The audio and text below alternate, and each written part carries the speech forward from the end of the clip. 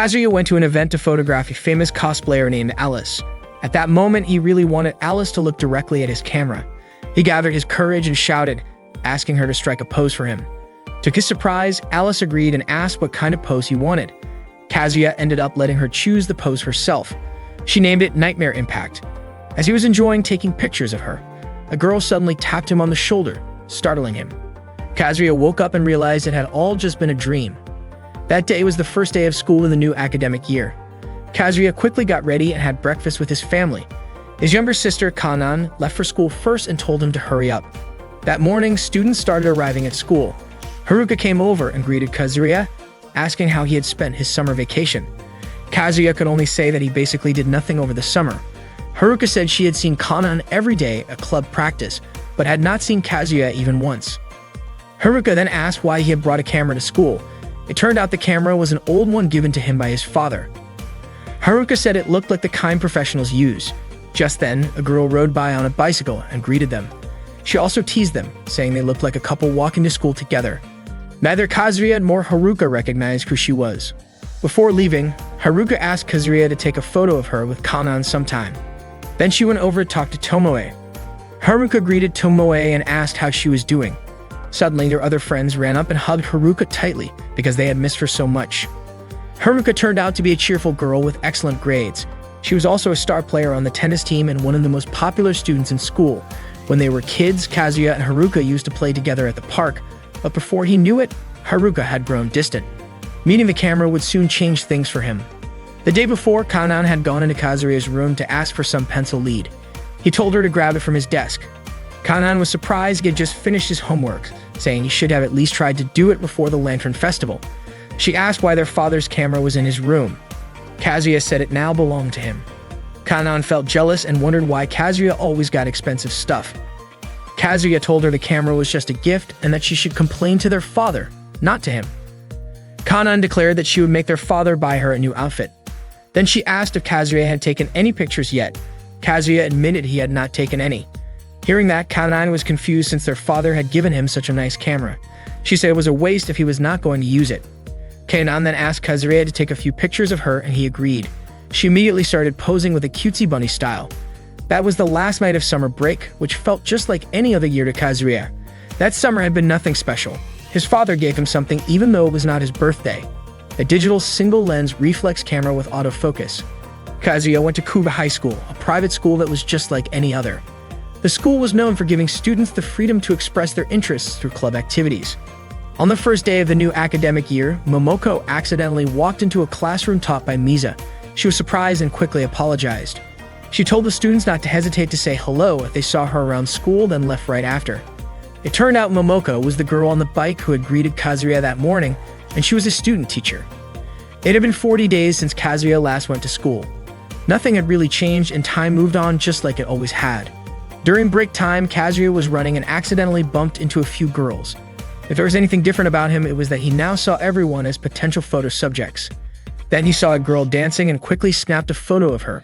She noticed and greeted him, saying her class had physical education after the break. Kazuya told her he was just walking around looking for something interesting to photograph and happened to see her dancing there. They started chatting, and the girl was surprised to learn that Kazuya was Kanan's older brother. It turned out that she was one of Kanan's friends. She introduced herself as Mei from Class 1B. Mei had no idea that Kanan had an older brother, and Kazuya also did not know that Kanan had a friend who was into athletics. Their conversation flowed naturally, and they were so caught up in it that they did not realize Hiramachi had been watching them. While class was still in session, Ms. Mizu was teaching in Kazuya's class. Kazuya looked completely uninterested in the lesson. Not long after, the bell rang, signaling the end of class. That day, Kazuya felt like a different person compared to how he had been during summer break. Holding a camera had somehow made him braver, helping him break out of a monotonous life. After school, he took pictures of different objects around the school. That was when he accidentally spotted a girl also taking photos on the school rooftop. Just as he was about to photograph her, Nanoka called out to him. Nanoka always called him Dartsoon. Kazuya told her he would actually prefer it if she stopped calling him that. Nanoka asked why, saying that he was Dartsoon because he played darts. She asked if he disliked the nickname and joked about calling him Billy for billiards instead. She even brought up how he gave up on playing the electric guitar after just 3 weeks. Kazuya told her not to bring up his past failures. To Nanoka, Darts was the thing Kazuya had stuck with the longest, so darts soon still felt like the best fit.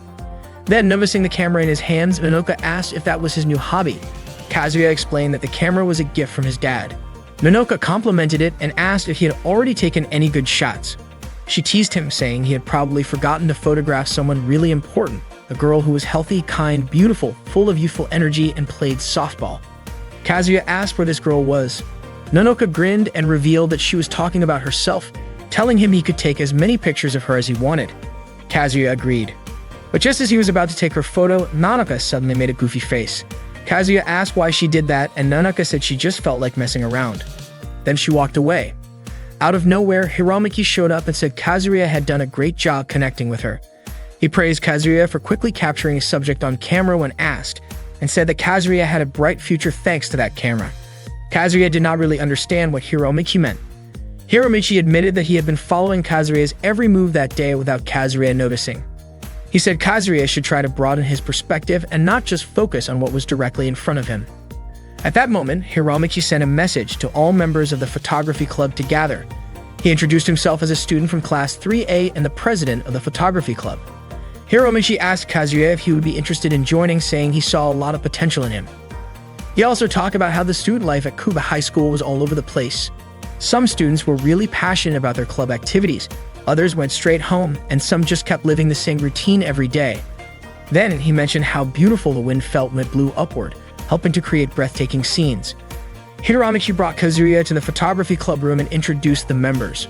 First was Ida from Class 2A, who was an expert at low-angle shots. People often called him Low-Angle Ita. Then there was Takashi, also from Class 2A, who specialized in high-angle photography. His nickname was Takashi the Lightning Speed Snapper. Hiramaki explained that the fine line between suggestiveness and art was where true aesthetics lived, that the boundary between the two was artistic expression. The last member to be introduced was Yuko, who finally stepped forward. She was the only girl in the club known as Silent Snapper Yuko from Class 1C. Kazuya introduced himself as a student from Class 2B. Yuko's specialty was candid photography. She blended in with the background and captured subjects who had no idea they were being photographed. Kazuya referred to it as sneaky photography, but Ita disagreed, saying they did not use hidden cameras or wrap them in bags. Takashi also pointed out that they only took pictures of people in designated public areas approved by the school. Yuko added that they always got the subject's permission before releasing any of the photos. Hiramaki asked Kazuya if he did not think all of them were amazing, then invited him to join their club. Hiramaki had figured out that Haruka, the school idol, was actually Kazuya's childhood friend. He also realized that Kazuya was close friends with Minoka, the softball ace, and Mei from the track and field club. That was when Kazuya finally understood why Hiramaki had invited him to the photography club in the first place. Hiramaki said being in the photography club was fun, and he wanted Kazuya to join him in capturing the youth of the school's female students, just the way they wanted. All of a sudden, Katsumi showed up and put a stop to what Hiramaki and the others were doing as they were trying to coax Kazuya into joining. Katsumi was a third-year student from Class 3A and also the president of the photo club. Hiramaki got annoyed that Katsumi barged into their club without any warning. Kazuya asked if the photo club was different from the photography club. Katsugi made it clear that they were not the same. Then Ru came in and told them not to compare the photo club to Hiramichi's sketchy little club. Hiramichi accused them of eavesdropping, saying it was an invasion of privacy. Katsumi explained that she had talked to the student council president about forming the photo club after Hiramichi made it clear he did not want her in the photography club. That was why all the official school event photos were handled by the photo club. Kazuya said that meant the photo club was the official one. Hiromichi responded that photography should not be about being official or not, and he did not care what the student council president said. As far as he was concerned, the photography club was a proper, formally recognized group. Katsugi admitted that the photo club did not have enough members to be official, and since Ru had already joined the volleyball club, they still were not a recognized club. Ru said she was ready to quit volleyball at any time, but Katsumi stopped her. Katsumi then asked Kazuya to join the photo club, saying that with him on board, they would be one step closer to becoming an official club. She also asked him to think about how the Kikuma River changes with each season, and whether he would not want to photograph such beautiful scenery with her. Hiromichi laughed at the idea of pretty scenery, saying there was nothing more beautiful than the charm of sensual photography. Katsugi pointed out that all the members of the photo club were girls and Kazuya would enjoy himself. Hiromichi warned him not to fall for that and told him to follow his heart. Both Hiromichi and Katsumi said they were chasing true beauty in their own way. At that moment, Kazuya felt torn about what to do. He even wondered whether it was really okay to take suggestive photos like that. Then Rue asked Katsumi to just let it go, saying it would not be so bad if it were just her and the weirdo Hikari. She did not think any boys should be allowed in the photo club, but Katsumi said that gender had nothing to do with someone's love for photography. Hiromichi said Kazuya should use his common sense and then ask him which club he would choose. Kazuya did not really want to take strange or suggestive pictures, but he felt stuck, unsure of which club to join to settle the whole argument. In the end, Kazuya chose the photography club. Hiromichi and the others were thrilled. Ita even said he would help teach Kazuya since he was still new to handling a camera. Takashi promised they would be good to his friends too. Katsumi said that Kazuya had fallen for Hiromichi's sweet talk. Still, she admitted that even though they were in different clubs, their love for photography was the same, and she told Kazuya not to hesitate to talk to her anytime. After that, Katsumi and Rue left. At that point, Kazuya felt like he had just joined a club full of crazy people. That evening, Kazuya ran into a girl. He asked if she was the one who had just been taking pictures of the sky from the rooftop. The girl said she was from the photo club. Kazuya guessed she was Hikari. Hikari looked surprised and asked how he knew her name, but Kazuya did not answer. Then she walked away. Kazuya headed to a classroom and saw Tomoe sitting at Haruka's desk. He wondered what Tomoe was doing there. She looked like she had been crying.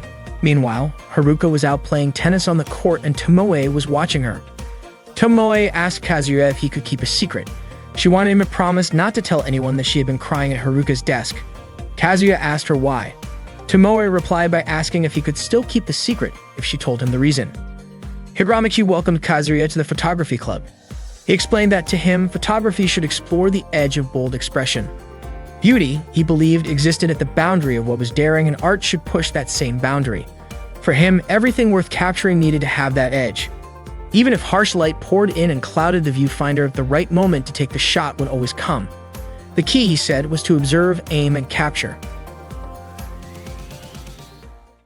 The next day, Kazuya noticed Tomoe entering the classroom by taking a roundabout path and coming in through the back door. He wondered if it had anything to do with what Tomoe told him the day before. That day, Kazuya had gym class, and while he was changing clothes, Nanoka came into his classroom and called out to him. She was startled when she saw him still getting changed. Nanoka said she wanted to borrow Kazuya's English textbook because she could not find Haruka anywhere. Kazuya asked if he was just the backup option because Haruka was not around. Nanoka explained that it was only because Haruka's handwriting was neater and easier to understand. Kazuya told his teammates to head down to the field first. Nanoka then pointed out that Kazuya's books looked brand new, just like fresh copies, since he never wrote any notes in them. Kazuya told her to grab the book herself from his locker. Nanoka went to his locker and was surprised by the number of notebooks inside. She was sure that Kazuya kept all his books in there. Kazuya asked her to hurry up and take whatever she needed. After that, Kazuya rushed off and while running down the stairs, almost collided with a girl coming from the opposite direction. Kazuya quickly asked if she was alright. The girl looked confused, wondering what he had been doing to end up nearly crashing into someone like that. Kazuya apologized, saying he was just in a hurry. The girl turned out to be the same one he had almost bumped into the day before. She asked who he was. Kazuya introduced himself and said he was a student from Class 2B. He had already recognized her. She was Aki, the student council president. Aki reminded him that if he had followed the school rules and kept to the right side of the hallway, he would not have run into anyone. Kazuya asked if that was really a rule. Aki seemed shocked that he did not know and pulled out the student handbook, pointing out the specific rules. No running in the hallways or on the stairs, always walk on the right, head to the next class as soon as the bell rings, sit down and wait for class to begin. She made sure he understood the importance of reading the student guidebook. Kazuya said he got it, then asked if Aki had really memorized all the school rules. According to Aki, any student council president would know them by heart. She reminded him again to stay on the right, then left. Right after that, Kazuya saw Haruka looking exhausted while carrying softball equipment. He offered to help, but she turned him down, saying she could handle it herself. While they were talking, Kazuya's stomach growled loudly. He had skipped breakfast that morning. Haruka told him that Kanan had mentioned he joined the photography club. She asked if that was his first time joining a club, since she knew he never joined any clubs in grade school or middle school. Kazuya said the photography club president was pretty pushy, and he could not say no. Haruka asked what kind of activities the club did. Kazuya replied that they talked about preserving students' youth or something like that. Haruka said that sounded pretty cool. She even told him he could come take pictures of the tennis club anytime since he had to help preserve their youth too. Suddenly, Haruka squinted at a flash of light. Kazuya immediately realized that Takashi and Ita were trying to secretly take pictures of Haruka, so he stepped in to block them. He wondered if they did not have class either. Haruka wanted to hurry and rejoin the others. Worried, Kazuya decided to walk with her and help carry the softball gear. He still had his doubts about what the photography club members were really up to. Once they got to the field, Haruka asked why Kazuya was still wearing his wabaki, the indoor school slippers. She told him to go change into the proper shoes. After gym class, Kazuya was starving. He was not sure if he could even make it until lunchtime. He heard a bell sound behind him and recognized it as coming from Kanan's phone charm, so he knew she was nearby. Kazuya turned around and said he was really hungry, then asked if Kanan had anything he could eat. Kanan was surprised that Kazuya's stomach could growl that loudly. She handed him a jelly drink she had brought for herself and planned to have after morning practice. Kazuya mentioned that it felt a little warm, and Kanan apologized, saying it had been sitting in the pocket of her skirt. Suddenly, Aki showed up and scolded Kazuya for snacking during break time. The moment he saw her, Kazuya was so startled he almost choked. Aki cited Article 12 under the Student Life section of the Student Rules, which stated that eating and drinking outside of designated break times must be done in the school cafeteria, unless the student has permission from a teacher or is in the middle of a club activity. Kanan said she was not aware of that rule. Aki reminded both of them to read the student handbook all the way to the last line and told Kazuya to finish the rest of his jelly drink in the cafeteria before walking off. Kanan mentioned that Aki was strict when it came to enforcing school rules, but Kazuya felt she was a little too strict. Still, Kanan said Aki was impressive and beautiful. Kazuya then asked why Kanan still carried that little bell around. Kanan explained that it was a precious item for her since Kazuya had given it to her when they were kids, so she wanted to keep it with her wherever she went. After school, Kazuya ran into trouble when he became a member of the photography club. Mai was practicing at the time and noticed Kazuya about to take her picture. She walked up to him and started talking, saying that photography club members were not allowed in the gym while the athletic club was holding practice. Kazuya asked why they were banned, and Mai quietly told him it was because the photography club members kept taking embarrassing shots from awkward angles. Kazuya immediately assumed it was Ita and Takashi's doing. He had not even known about that rule. Mai said she was surprised when Kanan told her that Kazuya had joined the photography club. She said she was sure Kazuya would never take pictures like that. Kazuya looked frustrated. He had just started to get into photography and was already running into a bunch of restrictions. Mai told him she would ask the club president to make an exception for him, then left to go speak with her. Not long after, Ida showed up. Kazuya asked why he was there. Ida said that Mai and Kanan were two of the most popular girls, and he congratulated Kazuya for being granted a special exception to the restriction. Kazuya said the real issue was why that restriction existed in the first place. He also asked who Mai Kano was, since he had only just spoken with Mai and had no idea who Kano was supposed to be. Ida explained that Kano referred to Kanan. Hearing that, Kazuya was so shocked he started coughing. He told Ita that Kanan was his younger sister. Ita was stunned and could barely believe it. He even asked if that meant he should start calling Kazuya Big Brother. Kazuya quickly shut that down, saying it sounded gross. Ita then tried to hug him, but Kazuya stopped him because it gave him the chills. A lot had happened since Kazuya got into photography, and surprisingly, it was not really because of the camera. It was more about how he had started to become more proactive in approaching people to take their pictures. It felt like a whole new world had opened up to him. That afternoon, Kazuya approached Hikari, who was taking photos of the school lockers. He was about to introduce himself, but Hikari already knew his name. Katsumi had apparently told her about him. Kazuya asked if the photo Hikari had just taken used backlighting. He mentioned that when he tried that technique, his shots always came out completely dark. He asked if there was some kind of trick to it. Hikari told him that there was nothing wrong with the photo being dark as long as it captured the right mood. She suggested that he try using exposure compensation. A moment later, Kazuya's phone buzzed with a message. He thanked Hikari and headed off. Hiramaki had messaged to inform everyone in the photography club that there would be an emergency meeting after school tomorrow. Kazuya immediately had a bad feeling about it. Kazuya could not sleep all the night before because he was so anxious. He kept wondering what the photography club members would say to him after school. On his way back, he ran into Haruka, who was wearing her swimsuit. She said she wanted to head back to the classroom to grab her headband. Haruka told him she was willing to be his model in her swimsuit.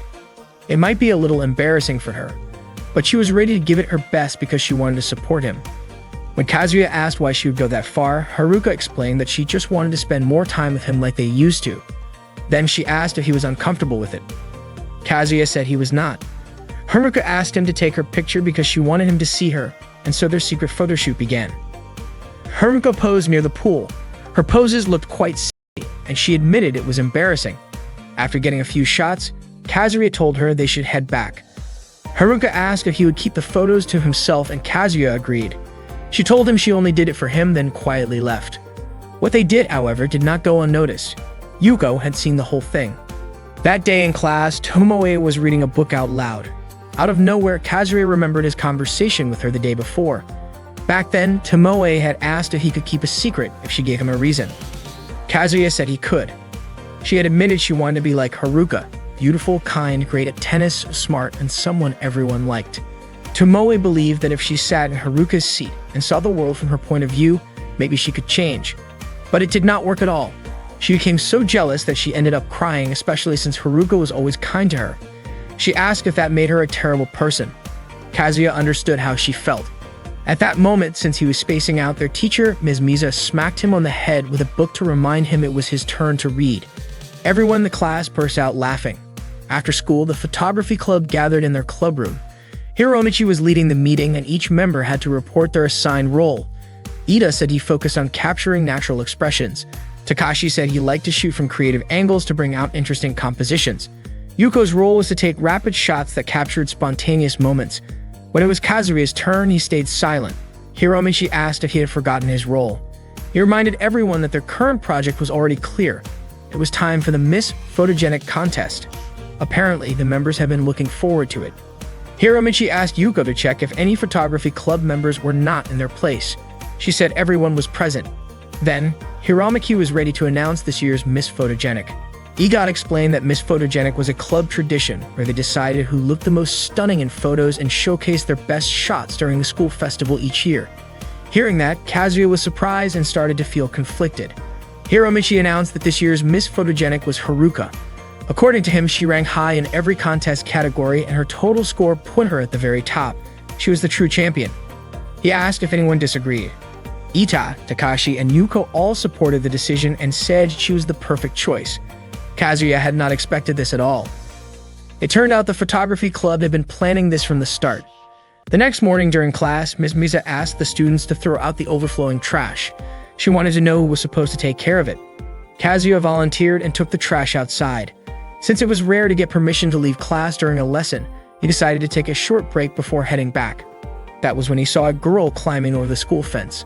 Without thinking, he raised his camera and took a quick photo. It turned out to be Aki. She immediately asked him not to take pictures of her, and Kazuya apologized and put his camera down. Aki asked if he had taken any photos. Kazuya said he had only snapped one but promised not to share it with anyone. She quickly got up and asked what he was doing there, and Kazuya explained that his teacher had asked him to take out the trash. Kazuya asked why Aki had climbed the wall to enter the school.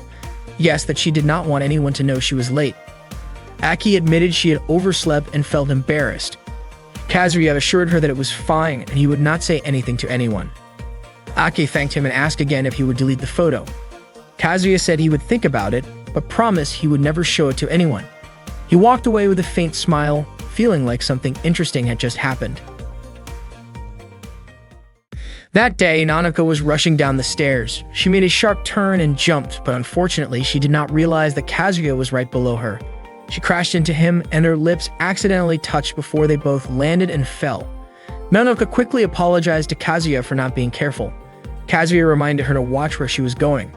Nanoka felt some pain in her teeth, so Kazuya asked if their teeth had bumped into each other. Nanoka admitted they had. Hearing that, Kazuya was shocked because it meant they had just kissed. He said he did not mind at all and asked how she felt about it. Nanoka laughed and said that was how she experienced her first kiss. She was actually happy that her first kiss was with Kazuya. She admitted that she would have been a bit upset if it had happened with someone she disliked. Luckily, it happened with Kazuya, and she did not mind it one bit. Nanoka still felt some pain, but she could still feel the sensation on her lips. That was how Kazuya ended up getting his first kiss, one that left his gums feeling numb. Later that day, Kazuya went to the pool with Ita and Takashi to take some photos. However, no one was there. Ita guessed that they had arrived too early, while Takashi figured that maybe the girls just were not swimming that day. Ita was clearly annoyed, thinking it meant he had no chance of getting a shot of Rina's chest. Kazuya said there was no point in waiting around and suggested they leave before anyone showed up. As Kazuya walked away, he accidentally bumped into a girl wearing a swimsuit. She asked what he was doing there, saying she was sure her class was next in line to use the pool. Kazuya quickly came up with an excuse, saying he had forgotten something. Seeing Kazuya stop, Ida gave him a push to keep moving. But that push made Kazuya stumble and his hand accidentally landed on Rina's chest. Of course, Rina screamed loudly. Kazuya immediately apologized and Rina forgave him because she knew it was an accident. Kazuya still could not believe he had just touched Rina's chest. That girl was Rina, one of the nominees for Miss Photogenic. Rina asked what Ita and Takashi were doing there. Ida said they were helping Kazuya look for his camera lens cap, and Takashi mentioned that the three of them were part of the photography club. Rina believed them without question. As they walked away, Ita and Takashi could not help but ask Kazuya if he really had touched Rina's chest. That made them extremely jealous. Kazuya insisted it had been a total accident. In the hallway, Kazuya ran into Kanan and Mei.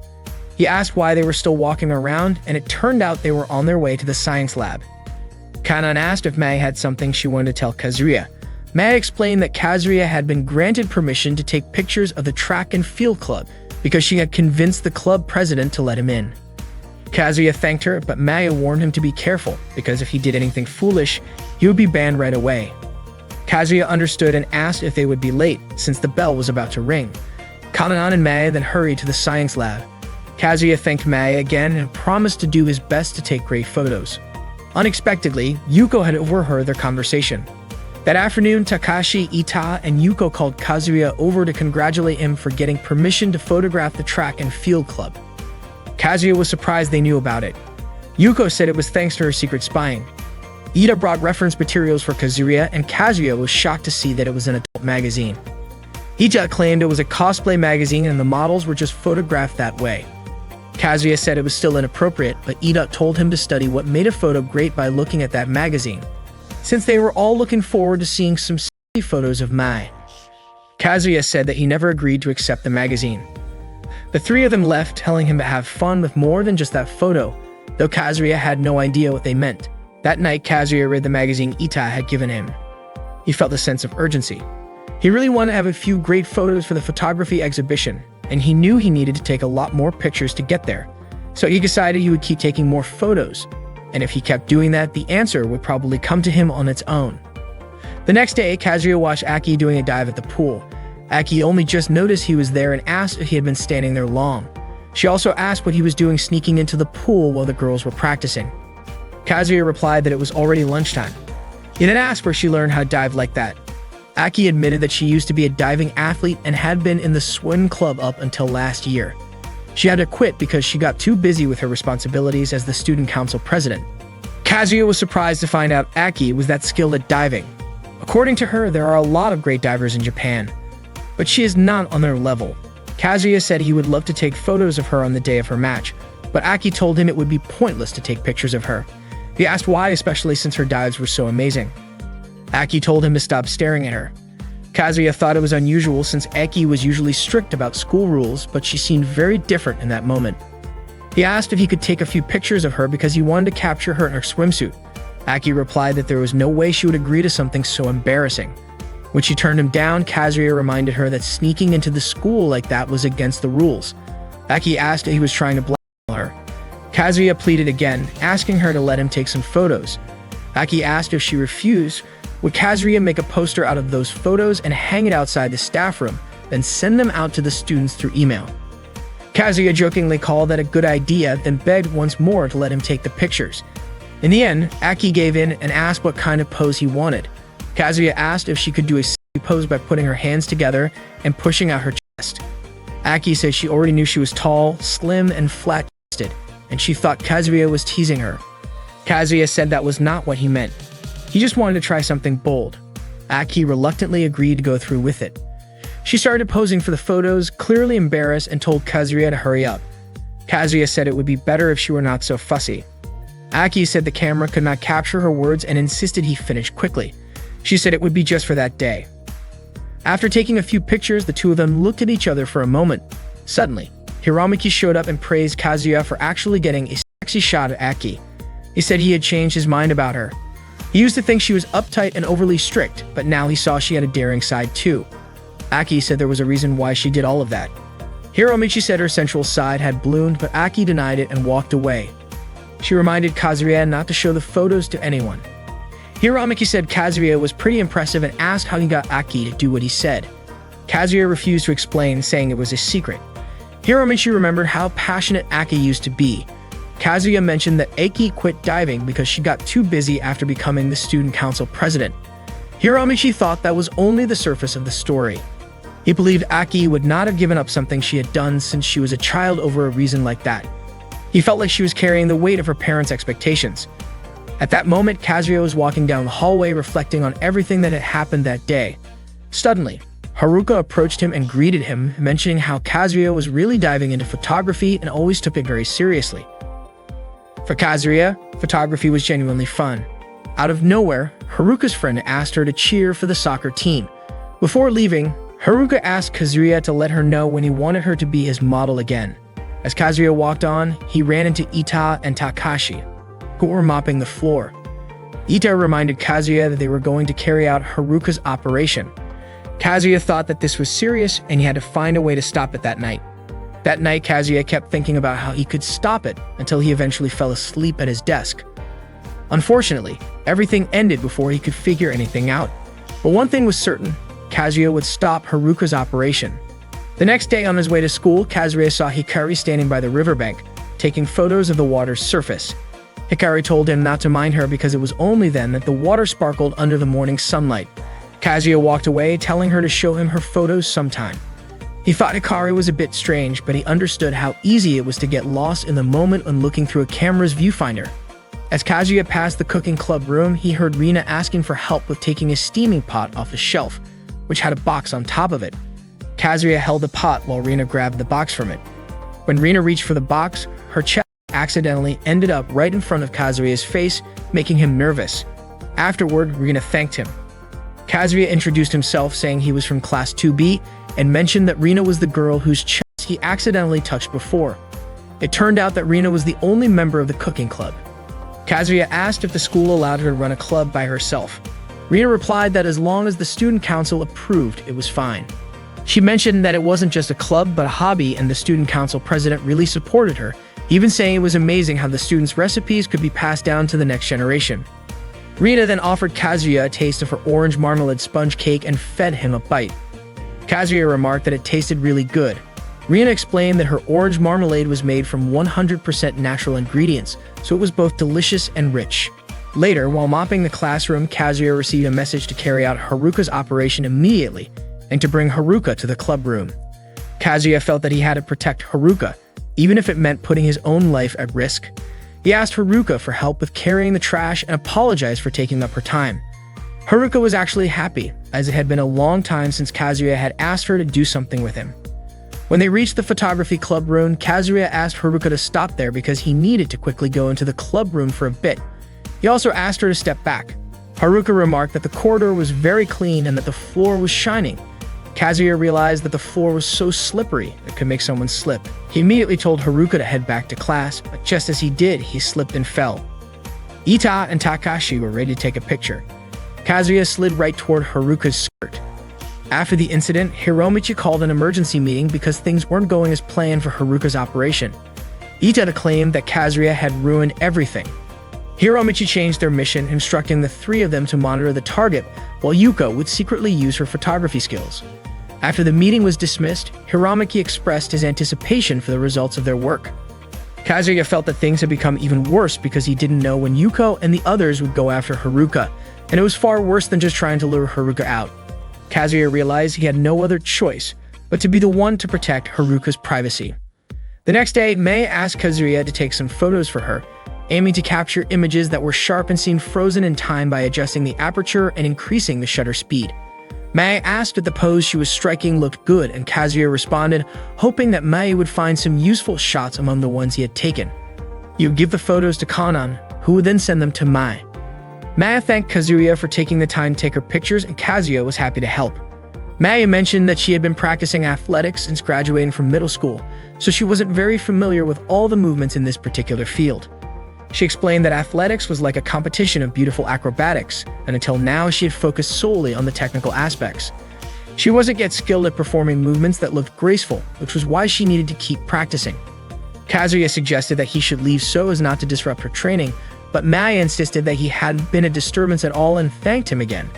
Before Kazuya left, Maya asked him to watch her practice once more.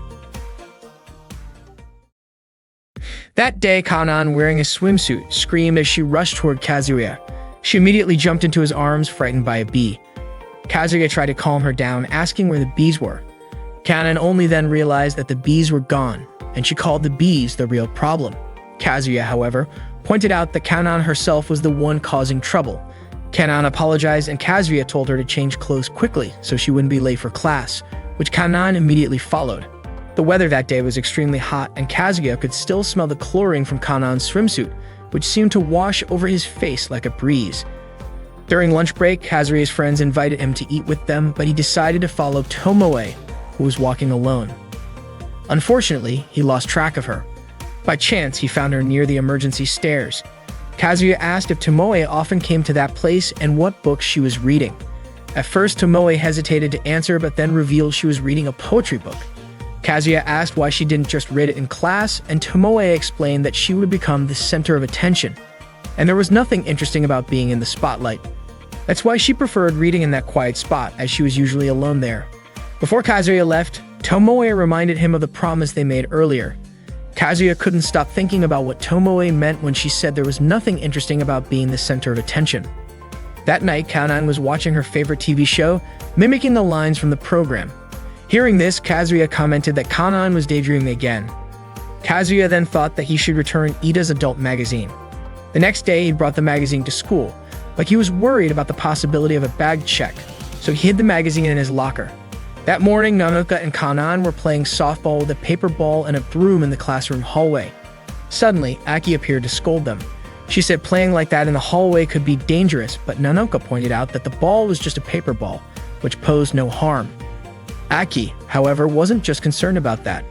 She explained that they might accidentally hit someone passing by with a broom. When Kazuya arrived, Nanoka and Kanan immediately hid behind him. Kazuya asked if Aki was angry, and Aki told him to stay away from them. Nanoka and Kanan immediately apologized and promised not to do it again. Kazuya admitted that he didn't know what Nanoka and Kanan had done, but pleaded with Aki not to punish them. Aki refused, as playing softball in the hallway was against the school rules. Kazuya then whispered to Aki, mentioning the legal violation. Aki wondered if Kazuya was threatening her again, but she believed that his threats didn't matter anymore because enforcing the rules was her responsibility. So until the end, she had to do her job perfectly. Kazuya then asked what about the legal violation. Reluctantly, Aki let Nanoka and Kanan off the hook, saying they probably regretted their actions. Kanan thanked Kazuya for his help, and Nanoka was amazed by Kazuya's actions, calling him a hero. Before leaving, Aki warned Kazuya that she would get him back someday. The day went on as usual, and when the school day ended, Momoko appeared to be struggling with a bag of trash. Kazuya noticed her and immediately called out to her. He asked what she was doing, and Momoko explained that she was asked to throw the trash away behind the school, but couldn't remember where the trash bins were. Kazuya asked if she was lost, but Momoko refused to admit it, saying she just didn't know where she was at that moment and claiming she had simply taken a wrong turn. Kazuya found it strange that she wouldn't admit she was lost, but he helped carry the trash and showed her the way to the trash bins. Momoko thanked him profusely, asking if the trash felt heavy. Kazuya, however, didn't think it was heavy at all. Momoko was very happy because there were reliable guys at school. Kazuya asked her if she had attended an all-girls school before. Momoko explained that her previous school was a regular one, but it was all girls. When they reached the trash bin, Momoko thanked Kazuya. Kazuya then asked if Momoko knew the way home. Momoko said she knew because she could just follow the path they had taken earlier, but Kazuya wasn't sure about that. Momoko eventually asked Kazuya to walk her home to make sure she was safe. Hearing this, Kazuya laughed. That afternoon, the photography club had a meeting. Hiromichi announced that their next task was to take photos of cosplayers at a fan magazine sale event near the mall. They planned to capture beautiful moments of the cosplayers. During the event, club members were required to wear a PPD badge on their arms. PPD stood for Paranormal Phenomena Detectives, a quirky club formed at Hoshino High School to deal with the chaos caused by dark juvia in the world. Ida jokingly said that wearing the badge made them look like official paranormal agents and teased that their club leader was an adorable bunny.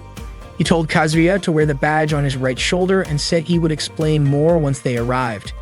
Then Ida leaned in and quietly reminded Kazuya to return a magazine he had borrowed. Kazuya confirmed he would and went to his locker to get it, but it was stuck inside. Suddenly, Haruka appeared and greeted him. Kazuya was surprised to see her. Haruka noticed he was having trouble with his locker and asked about it, but Kazuya brushed it off. As Haruka put on her shoes, Kazuya suddenly became alert. Worried that one of the photography club members might be nearby, he invited Haruka to walk home with him, hoping to keep her from being photographed without her consent. Haruka happily agreed and took his hand, excited to walk together. Nearby, Yuko was indeed hiding and watching. She wondered if Kazuya had noticed her and was trying to stop her from taking photos. As they walked home, Kazuya found it hard to come up with a good topic. After considering several awkward ideas, he just asked Haruka whether she liked coffee or tea. Haruka answered tea, saying coffee made her too jittery to sleep. She laughed and said it sounded like something a kid would say. Kazuya apologized for the weird question, but Haruka said she liked it. It reminded her of when they were younger and used to walk home together after picking up Kanan from school. Haruka mentioned that Kanan had scored higher than her on a recent test and believed she would keep getting better. Kazuya was skeptical but admitted Haruka had always been great at sports and pretty amazing overall. Haruka said she was glad Kazuya had taken up photography since he seemed more energetic now, just like when he used to love playing soccer. Kazuya said he was still figuring it out. He explained that photography gave him a way to capture the moments and expressions that made his heart race. It felt exciting when he got a great shot and frustrating when he missed one. But that was what made him want to improve. The next day, Kanan told Kazuya that her lower back was hurting and asked him to check if it looked bruised. As she started to lift her skirt, Kazuya quickly told her to stop, not wanting her to accidentally reveal too much. Kanan then asked if he could take a picture so she could see it herself. Kazuya took a photo at a safe angle and showed it to her. There was nothing out of the ordinary. As Kanan flipped through some of the other photos on his camera, she suddenly came across a picture of Aki in a swimsuit. Kazuya quickly took the camera back, saying those were private. Kanan asked if he was dating someone and teased him, saying it felt like he was hiding something. Kazuya insisted she was misunderstanding, but Kanan pouted and called him a cheater anyway. After recovering his camera, Kazuya headed back to class. He was relieved he had not lent the camera to Hiromichi yet and thought he should transfer some of the more personal photos to his computer soon. While walking, he saw Haruka in the hallway and called out to her. At the same time, Ida was preparing to take a picture of Haruka, but Kazuya's timing disrupted it. He had done it on purpose, trying to protect Haruka from being photographed without her permission. During lunch break, Kazuya sat with his friends, who were surprised that he was still tinkering with his camera. One of them asked if he was really serious about photography. Kazuya said he wanted to do it right before showing anything off. After lunch, he went to the library to meet Aki and asked her for help with his homework. Aki was shocked and loudly asked why she should do that. Kazuya reminded her not to shout in the library and jokingly brought up an old rule she had broken, making her flustered. Kazuya jokingly reminded Aki that she had promised to help him, and after a bit of back and forth, she reluctantly agreed to do his homework. Frustrated, Aki quickly got it done. Kazuya praised her for being a reliable student council president who always kept her word. Later that afternoon, Kazuya went to his locker to return a magazine he had borrowed from Ita. As he opened it, Mei suddenly appeared and startled him, causing both magazines he was holding to fall. Mei apologized, saying she only meant to surprise him and helped him pick them up. Noticing the title on one of the covers, she raised an eyebrow and asked what kind of magazine it was. Kazuya quickly explained that it was not his and that he had ended up with it because of a situation involving the photography club. Mei was skeptical at first, and Kazuya nervously asked her not to report it. Mei paused and said she was disappointed but agreed to let it go, especially since she would feel lonely if Kazuya stopped coming to practice. She promised to keep it a secret, just between the two of them. As a joke, she asked if she could keep the magazine. Caught off guard, Kazuya gave a hesitant nod, thinking to himself that maybe this was karma for everything that had happened with Aki. That night, Kazuya transferred photos from his camera to his computer. He was preparing for the next day's event, where the photography club planned to take pictures of cosplayers. When the time came, Hiromichi gathered the club and gave them a quick pep talk before sending everyone out to capture the best shots they could. Ita and Takashi immediately went looking for ideal spots. Kazuya, still unsure of himself, hesitated. Hiromichi noticed and offered to help him get started. He gave Kazuya a few tips on how to photograph cosplayers, and soon enough, Kazuya found himself photographing the event's most popular cosplayer, Alice. Hiromichi continued snapping photos while encouraging Kazuya to be bold and confident. Opportunities like this did not come often. When Alice struck a pose and asked what kind of photo Kazuya wanted, he told her to pose however she liked. She shouted, "Nightmare Impact," and struck a dynamic pose with her arms raised. That was the moment Kazuya captured his first proper cosplay photo. As he kept shooting, something inside him clicked. He was starting to really enjoy it, and he wanted more chances like this. The next day, Kazuya observed a training session as several girls began warming up. Katsumi, one of the senior students, reminded everyone to stretch thoroughly to avoid injuries, sharing her own experience from her volleyball days. She noticed Kazuya nearby and asked him to photograph the session. Even though he was not part of the athletics club, Katsumi said he could learn a lot by observing and capturing real moments. Kazuya began snapping pictures as the girls stretched and prepared. While focusing on Yuko, he noticed a small detail, a distinct mole on her face, and made sure to capture it clearly. Then he saw Rina walking by carrying a bunch of training balls with a big smile on her face and quickly took a photo of her too. He made sure to focus on candid expressions and natural angles, aiming to highlight each person's unique energy. While taking photos, Kazuya thought about how people do not always get unlimited chances to connect with others. Happiness was a lot like wind, unseen but always there if you knew how to look for it. Every meeting could be a matter of fate, and photography had become his way of understanding that. Through the lens, he found himself getting closer to people, and for now, that was enough. That day, Haruka was assigned to read a poem titled The Wind of Matsubura by Kenji Miyazawa during Ms. Mrs. class. The students were really into it and paid close attention as Haruka read. After a few lines, Ms. Misa asked her to stop so someone else could take over. She called on Kazuya to read the next part. As soon as he heard that, Kazuya froze. He felt confused and nervous. Ms. Misa reminded him to stop glancing at Haruka and to stay focused on the lesson. Kazuya quickly looked for the part he was supposed to read. His awkwardness made the whole class laugh, while Haruka sat there trying to hide her embarrassment. It was one of those moments when reality seemed to splinter into endless possibilities, and one of them played out the very next day. Kazuya happened to see Haruka collapse in the hallway. He rushed over to help her. Haruka said she felt a little dizzy. Kazuya asked if she was okay, and she told him she was fine, that this kind of thing had happened since they were kids. Haruka often felt that way because she had anemia, but she was sure she would feel better soon. Kazuya suggested she go rest at the student infirmary and offered to take her there. He tried to lift her up to carry her, but as he did, his hand accidentally touched her chin. Startled and flustered, he immediately apologized. Then he asked Haruka to climb onto his back so he could carry her properly. As he carried her down the hallway, he could not help but think how stupid it had been to try lifting her by her underarms in the first place.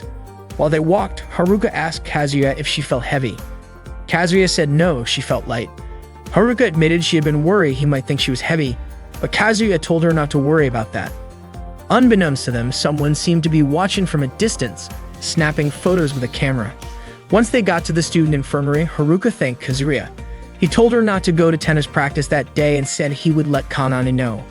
He asked her to rest and promised to come pick her up later. Haruka agreed and lay down to relax. As Kazuya was about to close the curtain, he noticed Takashi trying to take a picture of Haruka. Kazuya was shocked and wondered why that pervert was photographing a girl while she slept. Caught in the act, Takashi froze. Kazuya gave him a silent signal to leave, and Takashi quickly took off. Suddenly, Haruka spoke up. She said she would not mind if Kazuya took a picture of her while she was sleeping. Kazuya told her to focus on resting and said he would never do that. When they were kids, Kazuya and Haruka used to play together all the time. One day, while they were playing soccer, Kazuya accidentally kicked the ball right at Haruka. She suddenly looked weak and dizzy, and Kazuya ran to help. But just like that day in the hallway, he accidentally touched her chest while trying to lift her up. That was the moment Kazuya first realized that Haruka was a girl. Later, Kazuya called Kanan to let her know what had happened, and that Haruka would not be able to come to practice. Kanan asked him to take good care of Haruka. That evening, Kazuya walked Haruka home. Haruka said she had really enjoyed spending the whole day with him, and that she felt like everything was going to be okay. She told him that next time he could take her picture again, even if it felt a little embarrassing. She said she would do her best for him. She also asked him to let her know if he ever wanted to take her picture and thanked him for walking her home. After that, they went their separate ways. Kazuya felt happy hearing what Haruka said, but deep down, he was not sure. There was something inside him that felt solid, unchanging and unshakable, a kind of certainty he could truly be proud of. The next day at school, Kazuya overheard a group of girls talking about him. They were saying that he often spent time alone with Haruka, even though they thought the two of them did not make a good match. They seemed surprised that Kazuya and Haruka were even childhood friends in the first place. In their opinion, Haruka deserved someone better than Kazuya, and they were certain she would eventually dump him. Frustrated by what he heard, Kazuya walked off to be alone for a while. The way those girls talked was completely out of line, even to the point of putting Kazuya down. Some of them even said that if they were in Haruka's place, they would rather go for a good-looking guy instead of Kazuya. Unexpectedly, Yuko happened to hear the conversation too. While Kazuya was off by himself, Tomoe saw him, but she chose to ignore him and continued on her way. Not long after, Kazuya returned to his classroom hallway. As he passed by the door of the photography club room, Ita and Takashi noticed him. They had originally planned to ask for Ita's adult magazines back, but seeing how gloomy Kazuya looked, they decided not to say anything. Ida ended up giving up on the magazines altogether. Apparently, this kind of gossip had already happened before, back when Kazuya was still in middle school. He had even expected that rumors like this would come up again. A lot of people had made fun of him, saying he was not good enough for Haruka. As he was walking past the back of the classroom, Kazuya accidentally overheard a boy talking with Haruka. The boy was asking her if it was true that she had a childhood friend who was in the same class, and that she often spent time with him. Haruka replied by asking if he was referring to Kazuya, and then she admitted that yes, the two of them were usually together. The boy then asked if Haruka and Kazuya were dating. Haruka answered that their relationship was not like that, but before she could explain further, the boy suddenly looked relieved. He then asked Haruka to be his girlfriend and told her to forget about Kazuya. This boy was the star forward on the soccer team, while Haruka was the ace player on the tennis team. He thought the two of them would make a great pair. He did not expect Haruka to give an answer right away. He just wanted her to think about it first. As Haruka chased after him, she was surprised to see Kazuya standing nearby. She told him that there was nothing going on between her and that boy. They had just been talking for a little bit. Haruka also said that the boy was not even her friend. Kazuya said there was nothing wrong with that and even added that he thought Haruka and the boy looked good together. He believed that everyone would agree they made a nice couple. Haruka was confused by what Kazuya said. She had no idea what he was really feeling. When Kazuya stayed silent, she kicked him and called him an idiot before running off. As it turned out, Takashi and Ita had overheard the entire conversation. Kazuya could not stop thinking about Haruka and that boy, not even after he got home. The next day, Kanan came to the photography club room looking for Kazuya. Takashi and Ita were surprised to see her there. Kanan asked Kazuya where Haruka was. In response, Kazuya asked if Haruka was not at practice that day. Kanan said Haruka had not shown up at all and that she had seemed really down lately. Kanan admitted she was worried about her because Haruka had not been answering any of her calls. Kazuya immediately became concerned that Haruka might be having another episode like the other day due to her anemia. He quickly left the club room and asked Kanan to give him Haruka's phone number. Meanwhile, Haruka was sitting alone on a park bench, intentionally ignoring the calls coming in on her phone. Kazuya kept calling her again and again, but she did not pick up. Suddenly, the sound of an ambulance siren could be heard in the distance, sending Kazuya into a full panic. Kazuya kept sprinting down the school hallway, leaving Ita and Takashi totally confused about why he was in such a rush. Out of the blue, Hiramaki sent a message to every member of both the photography club and the photo club, practically begging them to find Haruka and make sure she was safe. She was the queen of photogenic shots after all, and Hiromichi made it clear that their club would do whatever it took to protect her beauty. Determined to find her, Kazuya ran around asking 3 girls he'd seen gossiping earlier that morning, but none of them had a clue where Haruka might be. Suddenly, a childhood memory popped into his head. Back when they were younger, he had accidentally bumped into Haruka's chest with his elbow. At the time, little Kazuya had asked her to stop playing with him. Haruka, confused, asked if he didn't want to hang out with her anymore. He told her they weren't kids anymore and that boys and girls shouldn't be playing together. Haruka had said she really wanted to play soccer, and Kazuya had suggested she join the girls' soccer club so she could become an amazing player. But that wasn't what she had meant. She ended up shoving Kazuya and running off. Back in the present, Katsumi and Rue were also out searching for Haruka. They asked Rina if she had seen her that day, but Rina hadn't. Meanwhile, Takashi and Ita were even checking near the river in case she was there. Kazuya remembered another moment from their childhood, when Haruka had been upset with him for telling her they couldn't play together. She had hidden in a park and refused to go home. Kazuya had begged her to come out since it was getting late, but she just told him to go home by himself. She had cried, admitting that not being allowed to play with him made her feel really lonely. That's when it finally hit him. Haruka had always wanted to be with him. She had even once said she was willing to be photographed by him even if it was embarrassing, just because it was him. Realizing that, Kazuya was overcome with guilt. He kept searching for her late into the night, running through the city streets. He realized everything had been his fault. He'd been clueless, not just about how Haruka felt, but about his own feelings too. But he knew now that he couldn't hide anymore. At the same time, Yuko was also still out looking for Haruka. Kazuya headed straight to the playground where he and Haruka used to play. As soon as he got there, the rain started pouring down. When he didn't find her at the playground, he rushed off again. As he passed in front of Haruka's house, he looked up at her bedroom window, and there she was. He was overwhelmed with relief, just knowing she was okay. Haruka quickly closed her curtain, unaware that Kazuya was down below. Just then, Kazuya shouted, his voice blending with the sound of thunder. Concerned, Haruka opened her curtain again, but by the time she looked, Kazuya was already gone. The next day, Ms. Mizu was teaching Kazuya's class. She read out a poem while the whole class listened closely, but Kazuya kept glancing over at Haruka. After class, he went to a meeting with the photography club members, while the photo club members were listening in from the next room. Suddenly, Yuko whispered something to Katsumi. Later, while Haruka was near the shoe lockers, Katsumi asked to speak with her. The two of them walked to the back of the school. Katsumi wanted to know what was going on with Haruka and why she hadn't been joining the practice sessions anymore, not even for warm-ups. Haruka apologized, and Katsumi told her that she wasn't the only one struggling to express how she felt. Haruka was confused and asked what Katsumi meant by that.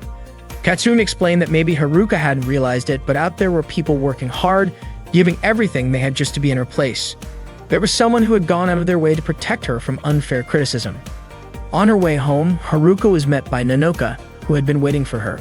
Nanoka greeted her warmly and said she'd heard Haruka hadn't been showing up for practice lately. She mentioned that everyone was worried about her.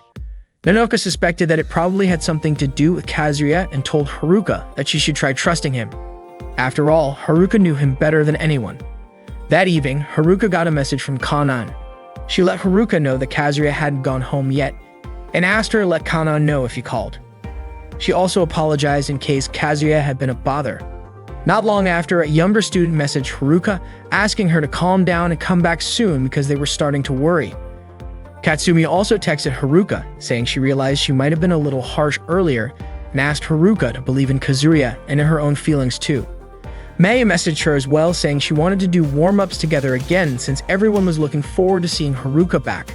Rina sent her a message inviting her to make sandwiches together again, and maybe make some for Kazuya too. Yuko also messaged her, telling her that it wasn't healthy to keep hiding how she felt. Shortly after that, Kazuya finally messaged her. He told her that he was waiting at the place where they used to play together when they were kids and asked her, sincerely, for a second chance. That night, Kazuya stayed at the playground where they'd spent time as children, hoping Haruka would come. Haruka was a cheerful and beautiful girl, seen by many as a hero at school and loved by all her classmates. She was born on October 6th, making her a Libra with blood type O. Her figure was well-balanced and naturally graceful. Haruka's appearance was truly stunning and effortlessly photogenic. That night, Haruka met Kazuya at the playground. She said that place held a lot of memories for the two of them. She shared how they used to play soccer there until sunset, getting their clothes completely covered in sand. Haruka admitted that back then, she sometimes wished she had been born a boy. Kazuya remembered that he had accidentally elbowed her chest once, and he felt stupid for telling her to go out with another guy. He apologized for everything he had done wrong. Haruka asked him if he was going to leave her again. Kazuya promised he would not leave her anymore.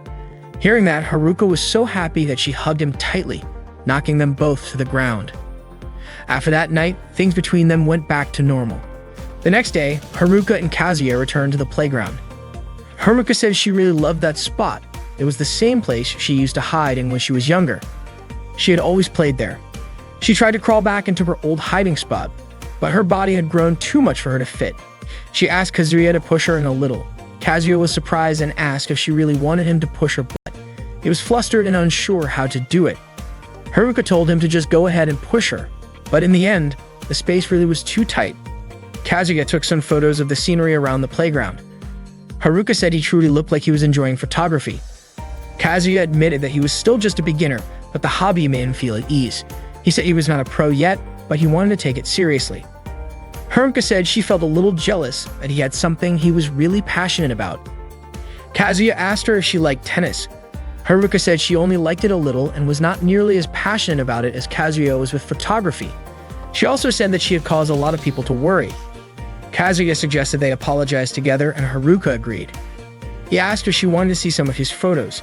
He said his club always led the school's annual photography exhibit and he was thinking about showcasing his pictures there.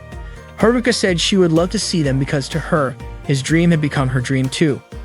Kazuya then took a picture of Haruka smiling on the swing. He could not believe he had captured such a natural shot of her.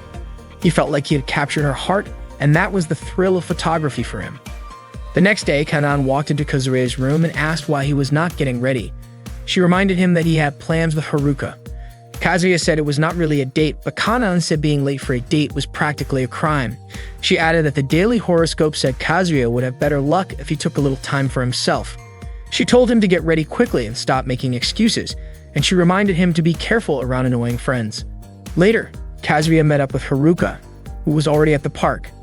He apologized for being late, but Haruka said she had arrived too early. She admitted that her heart had been pounding in anticipation all day. Kazuya asked if he could take some pictures of her in her casual outfit, and she nodded. Meanwhile, Ita and Takashi were walking together. They looked like they were planning to take photos as well. They spotted Kazuya taking pictures of Haruka at the playground. Takashi told Ita that everything seemed to be going well. Suddenly, Ita shouted, asking everyone to join him in taking pictures of Haruka. He said he wasn't about to let Kazuya enjoy the photography club's jewel all by himself.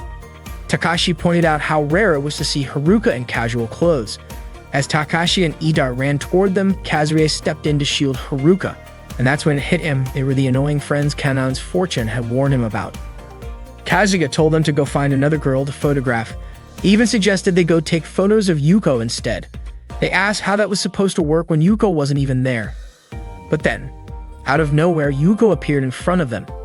Ida asked if he and Takashi were in the way of her sneaky photography, then commented that Yuko didn't really look that interesting in her casual outfit.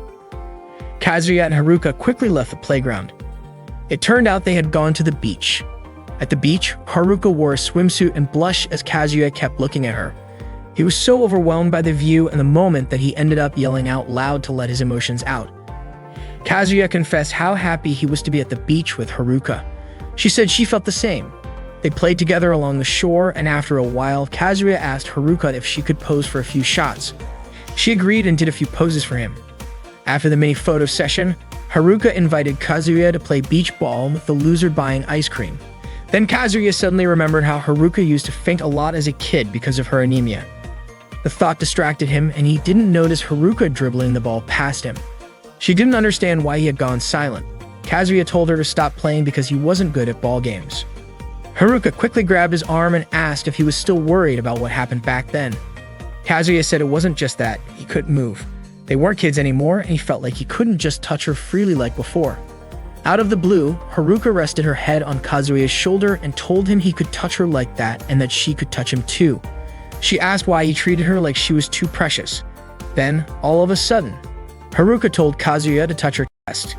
Kazuya was confused and didn't know what she meant. Haruka explained that even if he touched her there, she wouldn't be mad. In fact, she said she wanted him to do it because she wanted him to know her feelings hadn't changed one bit. She begged him to touch her. Kazuya started to touch her chest and asked if he was pressing too hard, but Haruka told him it was okay. The next day, autumn arrived. Leaves began to fall, and at school, Haruka and Kazuya seemed even closer. They had lunch together behind the school building. That night, Haruka called Kazuya and apologized for calling so late. She said she couldn't sleep because she kept thinking about him. Every time she closed her eyes, she saw his handsome face and his voice kept echoing in her ears. She thought maybe she could sleep if she heard his voice. Kazuya told her she could call him whenever she wanted. Haruka thanked him warmly after hearing that. That day was the school festival at Couch High. Kazuya thought this guy had never changed since the beginning of the semester, and even though his feelings had stayed the same, these days would eventually disappear. His fate had truly changed the moment he discovered photography. Ever since he got into it, he had become more active than ever before. Kazuya felt genuinely happy that photography had changed his life, and he planned to pour all his emotions into that one special day. Every photo displayed at the school festival had been taken with all his heart and soul. That day, Kazuya brought Haruka to meet the members of the photography club. Hiromichi announced that the club was about to reveal the winner of that year's photogenic contest, and he revealed that Haruka had been chosen as the photogenic princess of the year. Hiromichi called for the curtain to be pulled back. Yuka opened a large curtain, revealing a massive photo behind it that showcased Haruka's natural beauty. Haruka remembered that the photo was taken when she was at the playground. Kazuya said it was a beautiful picture and shared that he titled it Hope. Haruka thought the title was lovely and Kazuya thanked her. Haruka admitted she felt a little embarrassed that her photo had been printed so large. Then Hiromichi asked everyone to open up all the photos that would be displayed at the exhibition. Haruka was surprised to find out they were all pictures of her. Kazuya explained that there was a reason for that, and Hiromichi offered to explain. Hiromichi shared that the members of the photography club went all out to capture Haruka's beauty in every shot. All the photos were taken secretly. He understood if Haruka didn't want her pictures displayed and wanted to decline the title of most photogenic, since it might suggest that their skills and passions still weren't enough. But he hoped that maybe she could accept it as something from them. Hearing that, Haruka nodded. Hiromichi and the others thanked her sincerely. The Kuba High School Festival was a lively event. Some students set up a bunny cafe with cute girls dressed as waitresses in adorable bunny costumes. The photography club held a photogenic exhibition. There was a landscape photo exhibit from the photo club, and every class had its own food stand. The festival came to an end that day. After school, Kazuya and Haruka went to the playground together. As usual, Haruka was drawn to the bear-shaped hiding spot. She loved it because it felt like the bear was watching over them every day, which made her visit it often. Suddenly, Haruka pretended to be the bear and tried to scare Kazuya. He laughed and said that she hadn't changed at all and that she was always on his mind. To him, she looked different in that moment, more feminine, but deep down, she was still the same Haruka he knew. Haruka admitted she had been trying really hard to be more feminine.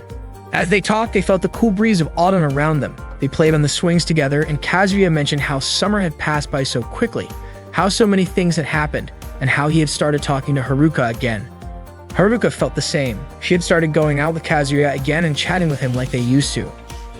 Kazuya confessed that when he was younger, he had always wanted to tell her that he loved her. He admitted that he had loved her ever since they were kids. Hearing that made Haruka so happy she teared up. She told him that she loved him too and had always loved him since they were little. She was deeply moved, feeling like a dream of hers had finally come true. They hugged each other tightly. Kazuya apologized for making her wait so long. Haruka acknowledged that he had left her alone and it had made her sad, but she didn't care about that anymore because now they were in love with each other. Kazuya admitted he had been foolish for not being consistent. Then he asked if he could kiss her just once and promised he would never leave her again. Haruka promised she wouldn't leave him either. And then the two of them shared a kiss.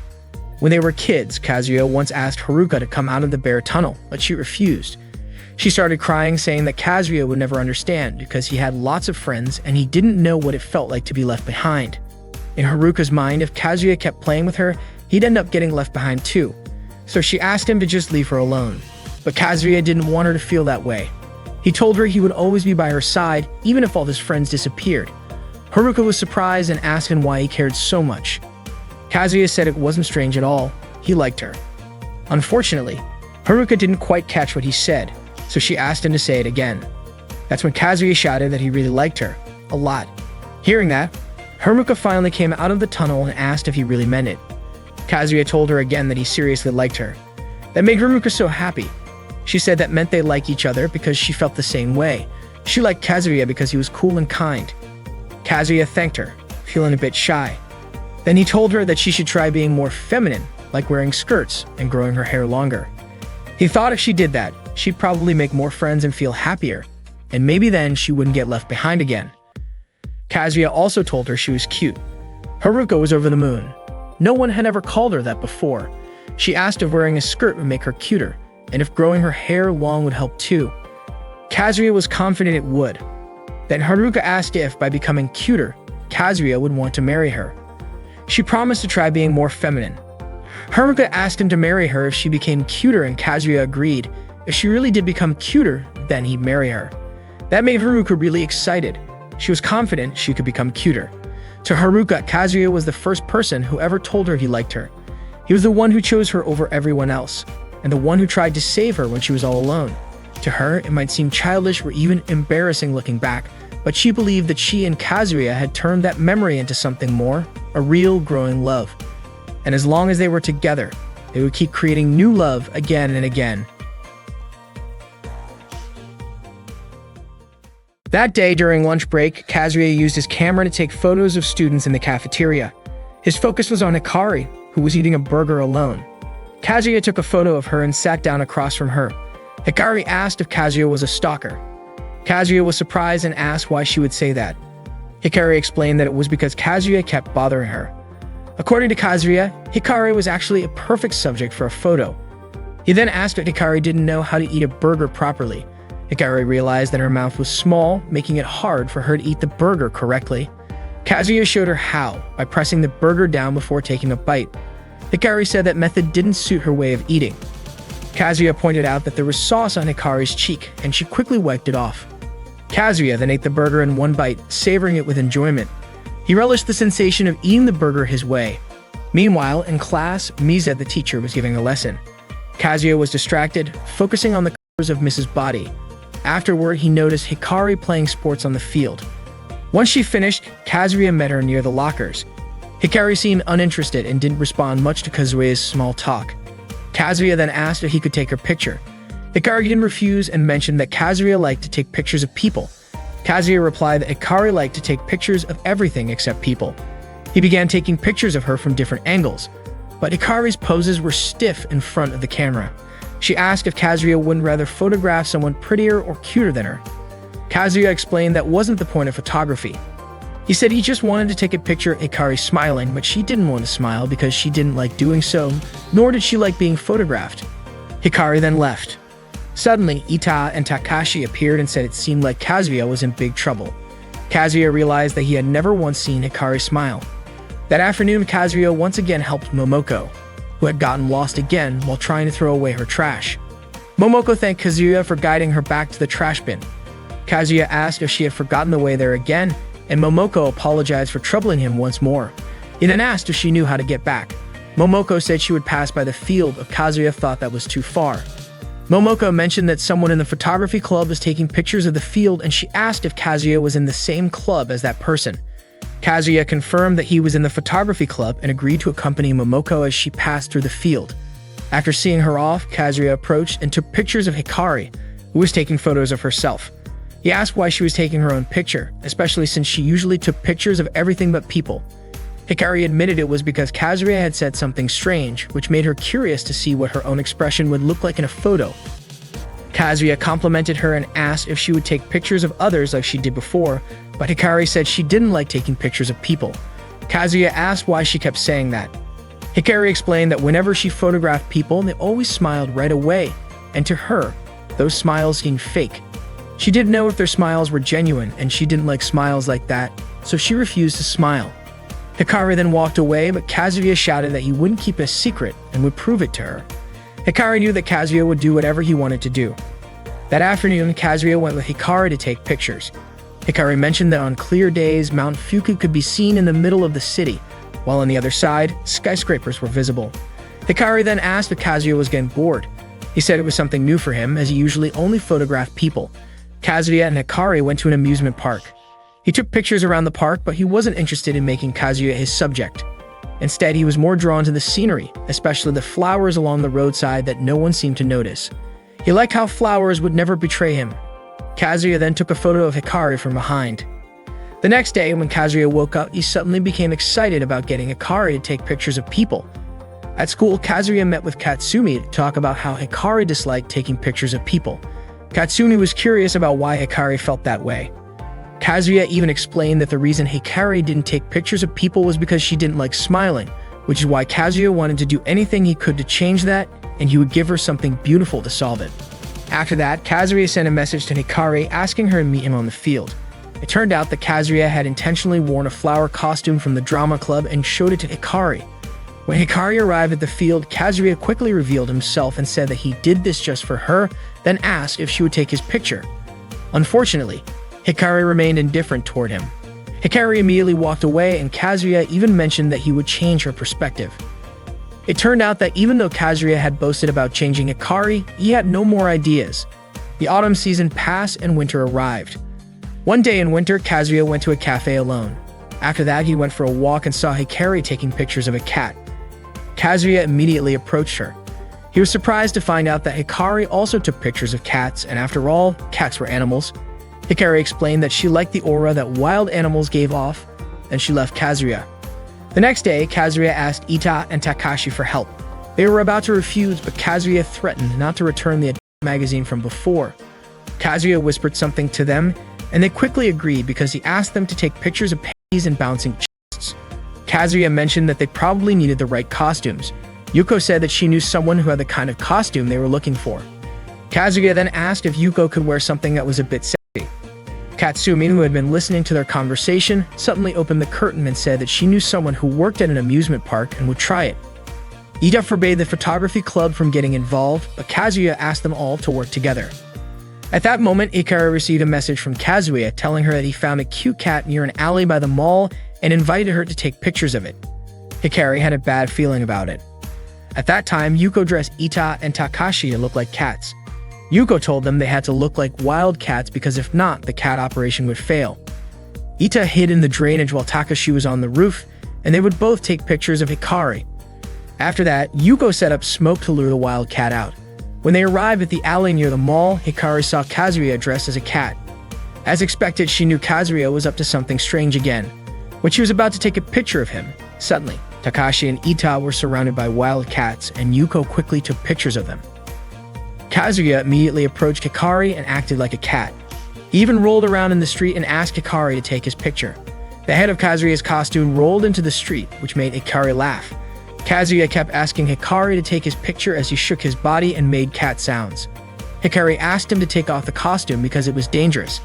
It turned out that Kazuya was acting like this because he really wanted Hikari to take his picture. Hikari said she would definitely laugh if she took a photo of him in that pose. Kazuya then removed the cat head costume and said that his mission had failed, but for Hikari, it was entertaining enough.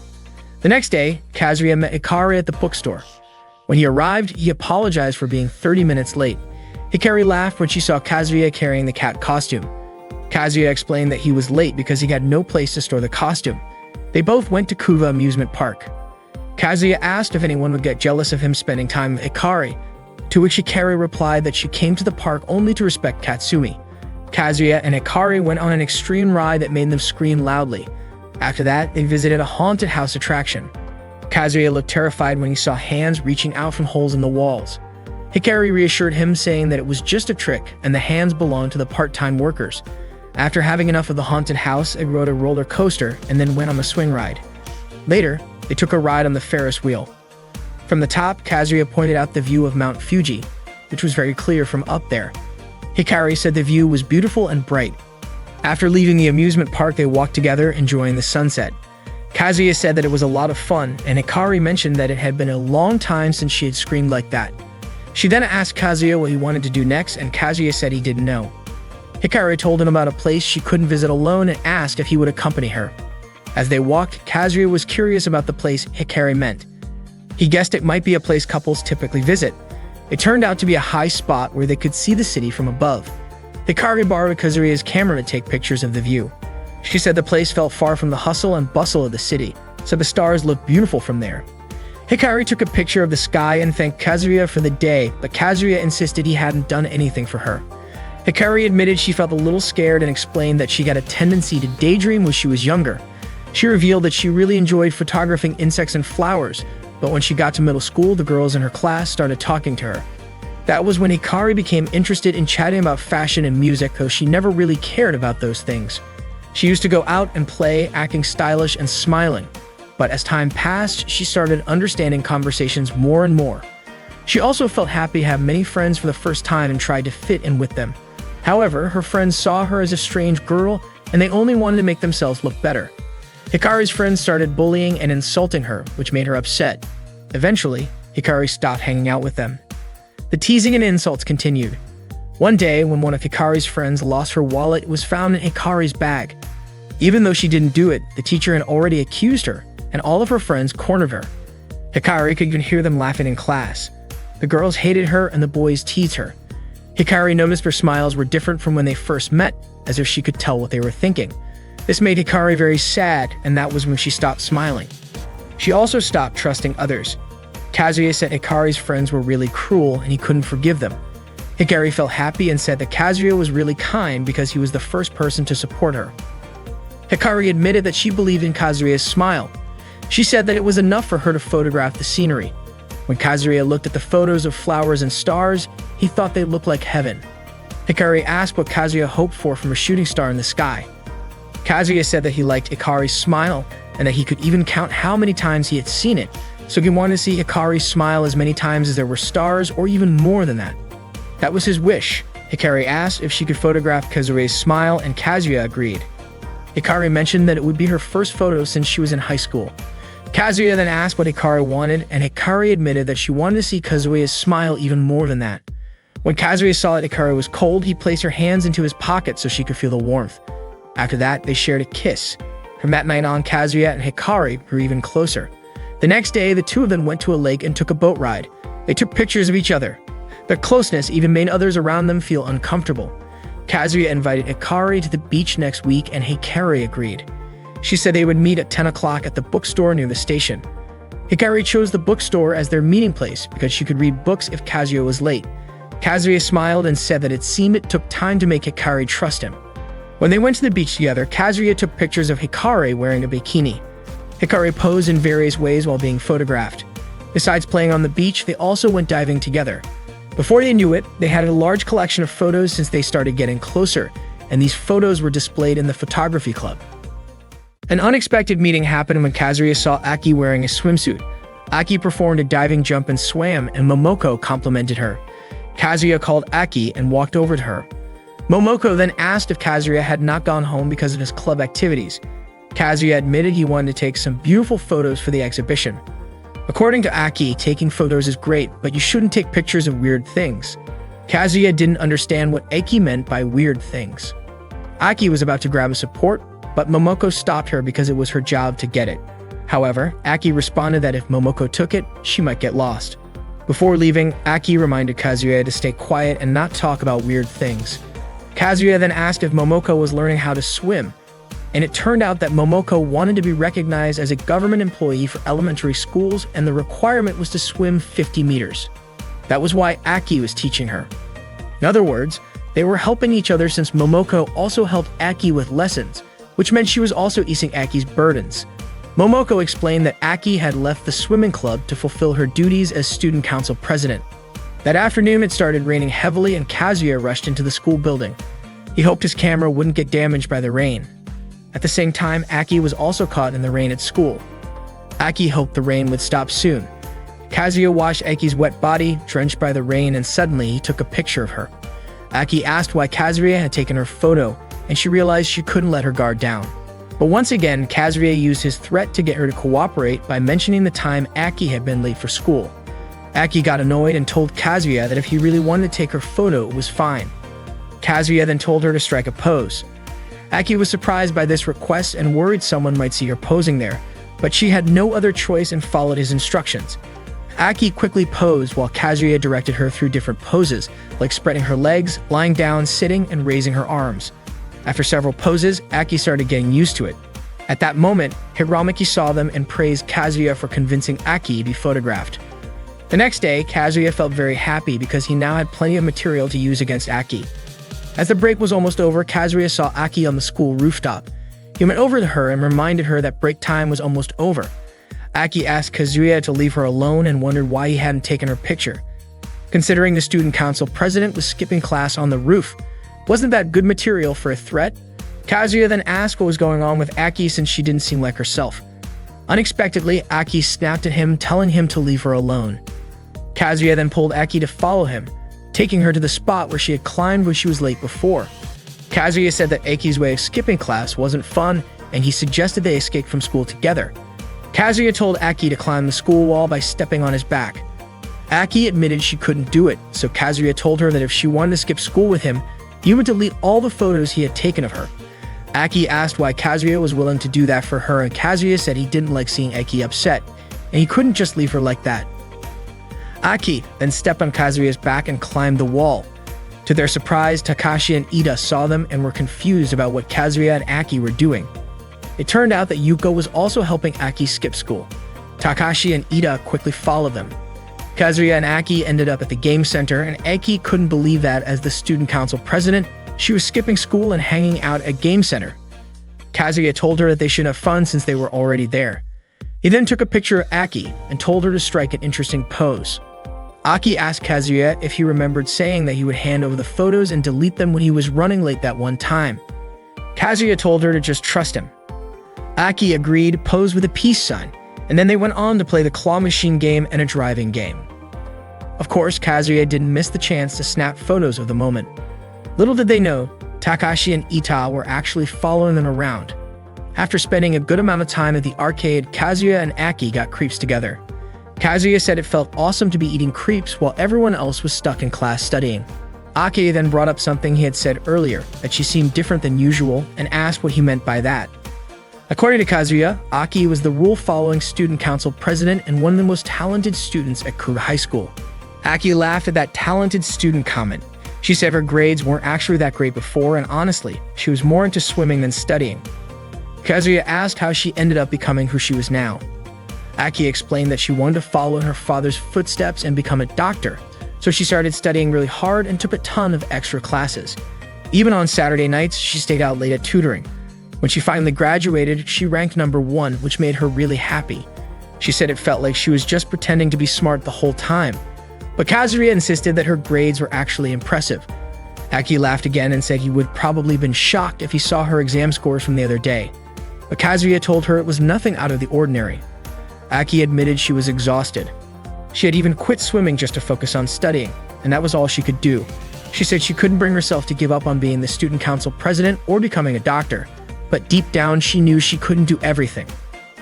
Out of nowhere, a middle-aged woman came up to Aki and recognized her. She remembered that Aki had once saved someone's life. The woman shared that the incident happened about a month ago on a Monday morning. An old man had collapsed in the street, and while everyone else was panicking, not knowing what to do, Aki stepped in and rushed him to her family's hospital. She even stayed by his side. According to the woman, if it hadn't been for Aki, the man might not have made it. That was when Kazuya realized that was the same day Aki had been late to school. The woman thanked Aki sincerely and said she was proud of her for being such a kind girl. But unexpectedly, Aki said she wasn't as good as people thought she was. The woman was a bit surprised to hear that, but she explained that all she really wanted was to express her gratitude. Then she quietly left. Turns out, Takashi and Ita were still following them. Just as Ida was about to walk up to the two, Hiromiki suddenly grabbed his arm and stopped him. Hiromiki told Ida to let Kazuya handle it, saying that interfering would only make things worse, and that showing who Aki really was should be Kazuya's job. After that, Kazuya and Aki continued their day by going for a walk. They ended up at a movie theater and watched a film together. Time flew by, and before they knew it, the sun was already starting to set. Aki thanked Kazuya for inviting her out. She said she was feeling a lot better now. Kazuya admitted that he had a lot of fun skipping school with her too. Aki smiled and said this would be her first and last time skipping school. It was a once-in-a-lifetime opportunity, and she knew it. Then she told Kazuya that he didn't need to delete the photos after all. She said she was ready to face reality. She loved swimming, she wanted to be a doctor, and yes, she was the one who showed up late to school. All of that was part of who she really was. She said she realized it while having fun with Kazuya, so she asked him to keep the photos. After that, Aki said goodbye and left for home. That was when Kazuya realized something. Whatever had been standing between the two of them had completely disappeared. A few days after Kazuya asked Aki out on a date, he still couldn't believe he had actually done it. That day was the first time he ever saw Aki in casual clothes. The two of them went to an aquarium, where they spent time looking at all kinds of fish. Aki said she felt really happy watching them swim around. Kazuya told her there was something he really wanted to take a photo of Aki swimming. He thought that if she were still in the swim club, maybe he'd have lots of photos of her in the water. Aki, a little flustered, said she didn't mind if Kazuya wanted to take pictures of her. Hearing that, Kazuya immediately asked when he could take her photo. But before Aki could answer, the dolphin show was about to start. They quickly headed over to the dolphin performance area. While they waited, Aki shared something personal. She said she had once been saved by a dolphin. She didn't mean from drowning though. What she meant was that when she was going through a rough time emotionally, her dad used to take her to see dolphin shows to cheer her up. It always worked. Watching dolphins helped lift her spirits, and that's actually what inspired her to start swimming, because she wanted to be like them. Kazuya asked her why back then she didn't just tell the truth, that she was late because she helped someone. That way she wouldn't have had to sneak into school like she did. He didn't understand why she kept it to herself. After the dolphin show, they went to a spot where they could watch the sunset. Kazuya admitted that at first he thought Aki was kind of stubborn, but the more he got to know her, the more he realized he was wrong. Aki says she was glad he had asked her to skip school that day. She said she didn't mind if Kazuya knew everything about her, because she finally understood something about herself. She realized that while she had all these different sides that were good and strong, she had been holding herself back. That was why she never felt complete. But now she was ready to face that, and she was really grateful to Kazuya for always encouraging her. Kazuya told her that he loved her deeply. Aki smiled and said that from that moment on, she was going to chase her dream, her childhood dream of becoming a doctor. She promised she would work hard to get into med school. Then she asked Kazuya if he would keep cheering her on even if she wasn't perfect yet. He said yes without hesitation. Aki thanked him, saying she knew he would say that. Then Aki asked Kazuya to hold her. When she was a kid, it was the dolphins that gave her strength, but now she wasn't a kid anymore. Kazuya gently wrapped his arms around her and told her again how much he loved her. Aki thanked him, telling him that she loved him too. Kazuya promised to stay by her side until they graduated. Aki asked him to take her out again like that day, and to his surprise, she quietly asked him to kiss her, gently. Kazuya told her to close her eyes, and when she did, they shared a kiss. At that moment, Kazuya felt completely sure that Aki's dreams would come true. The next day at school, Aki sent a message to Kazuya. She asked him to come to the pool if he was free. Kazuya quickly made his way there and saw Aki practicing her diving. It was the perfect moment for him to take some photos, so he grabbed his camera and captured a few shots of her midair. Her dive was so clean that it barely made a splash. Afterward, Aki told him that she had rejoined the swim club. Kazuya said there was no way he would miss a chance to photograph her. Her teammates in the club were thrilled to have her back. Meanwhile, Takashi and Ita were sneaking around trying to take pictures of the swim club members during their practice. Unfortunately, they weren't being careful and accidentally disturbed a swarm of bees. The bees started chasing them, and in a panic, they ended up jumping into the pool to escape. Later, Kazuya titled one of Aki's smiling photos "The Smile of the Future." Time passed, and eventually, Aki was chosen to deliver the farewell speech at their graduation ceremony. Her hard work paid off, thanks in part to Kazuya's constant support. He never stopped encouraging her, and she was deeply grateful. In her speech, Aki said that every time she thought about her most cherished memories, her heart would start to race. And that day, she finally graduated from Kuba High School. To Aki, only Kazuya had truly seen who she really was. He was the one who made her smile, and she loved him deeply. Aki expressed her hope that Kazuya would graduate soon and follow her path. That morning, Nanoka called Kazuya to wake him up and told him to get moving for their morning practice. Kazuya had promised to help her that day. At 16 years old, Kazuya was a second-year student at Kog High School. His dad had given him a camera, and after that, he joined the photography club. Before that, his days felt dull and repetitive, but everything started to change from then on. Somehow, Kazuya ended up getting roped into helping his childhood friend Nanoka with her morning training. That morning, he went straight to meet her since she had asked him the day before to join her practice. When they met the shoe lockers the day before, Nanoka had asked if he had been working hard on his photography. Kazuya said he had spent the whole day walking around the school taking pictures, but unfortunately, almost no one wanted to be his model. He told her that whenever he asked someone to pose like those in Graver magazines, they immediately turned him down. Nanoka said she was willing to model for him as long as he promised not to show the photos to anyone. In return, she wanted Kazuya to be her training partner. She wanted to learn how to throw diving pitches like the pitchers from top-tier softball league schools.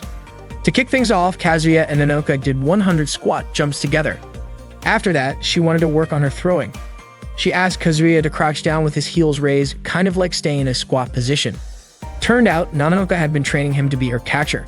Kazuya started to feel like he was just a test subject in her overly complicated plan, but Nanoka told him not to sweat the small stuff. Then she threw the ball straight at him. Kazuya's body felt sore ever since he started joining Nanoka's practice. Later that day, he went to a bookstore, thinking he needed to improve his photography skills since Nanoka had agreed to model for him. While flipping through a photography book, Nanoka suddenly came up behind him and covered his eyes. She asked what he was doing there. Kazuya said he was studying to get better at photography since she was going to be his model. Nanoka commented that he was taking it seriously. Kazuya told her that he was just as serious about photography as she was about her diving pitches. A few days later, something meaningful happened, something that seemed to tie Kazuya and Nanoka's fates together. It all started when Nanoka was running up the stairs. In a rush, she took a sharp leap around the corner, and there was Kazuya right in front of her. They collided, and there was no way to avoid it. They accidentally kissed.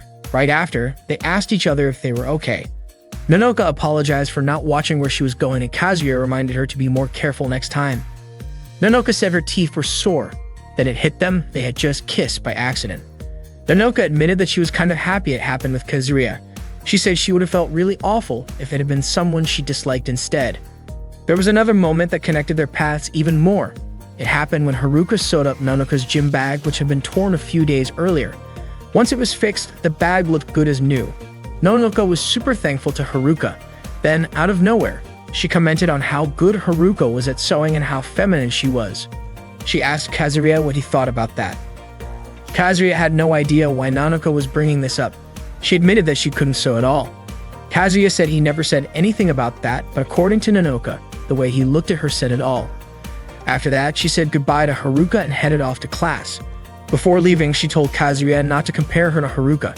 Kazuya was left totally confused by what she meant. Nanoka couldn't stop thinking about the kiss she shared with Kazuya. Still caught up in those feelings, she asked him to meet her on the school rooftop. That afternoon, she waited there until Kazuya showed up, asking what she wanted to talk about. To his surprise, Nanoka challenged him to a love duel and insisted they do it fairly. Kazuya thought the challenge made no sense at all. Nanoka, however, knew Kazuya's ideal type was someone like Haruka, and he was confused about why she suddenly brought that up. She admitted she had been paying attention to him since middle school, so she figured it out over time. Kazuya explained that most guys are usually drawn to what makes a girl interesting, and that applies to everyone. Nanoka then asked if that meant she had no chance at all, which only made Kazuya more confused. She understood that he could be kind of dense, so she decided to just be direct. She confessed that she had loved him since middle school. She always enjoyed spending time with him, and deep down, she wished he was the person she could talk to about anything. But she also knew he belonged to Haruka now. For Nanoka, that kiss had been her first, and it was with someone she truly loved, so giving up would have been heartbreaking. She pleaded for the chance to become the girl Kazuya could fall in love with. She wanted him to tell her what she was lacking. That was her idea of a duel, just between the two of them. Nanoka realized how strange it all sounded. But Kazuya didn't think it was strange. Maybe it was just the first time a girl had confessed her feelings to him, so he didn't really know how to respond. He asked if she really saw him as someone good enough, and Nanoka asked him to accept her love challenge. Eventually, Kazuya agreed. That made Nanoka genuinely happy, and she felt confident that she could win this challenge. During the summer, Kazuya started accompanying Nanoka on her early morning training sessions, not just to return the favor because she had modeled for him, but because she had become an important part of his life. After a workout one day while they were taking a break, Kazuya commented on how pale Nanoka's skin was for an athlete. In response, she pulled the waistband of her athletic shorts to show the even paler skin underneath. Kazuya was clearly shocked, and Nanoka didn't understand why. After all, he would have seen the same thing when she wore her performance shorts. But Kazuya pointed out that she wasn't wearing those shorts right now and asked if she wasn't embarrassed showing him like that. He told her that maybe she should try being a little more modest. Nanoka didn't expect him to say something like that and admitted she had lost a point. Later, as they were about to eat together, Kazuya asked if she was really going to finish all that food in front of her. Nanoka said yes, it all looked delicious. Kazuya joked that any guy would be stunned to see a girl eat that much, and Nanoka conceded again, saying she lost another round. Not giving up, Nanoka asked for a rematch.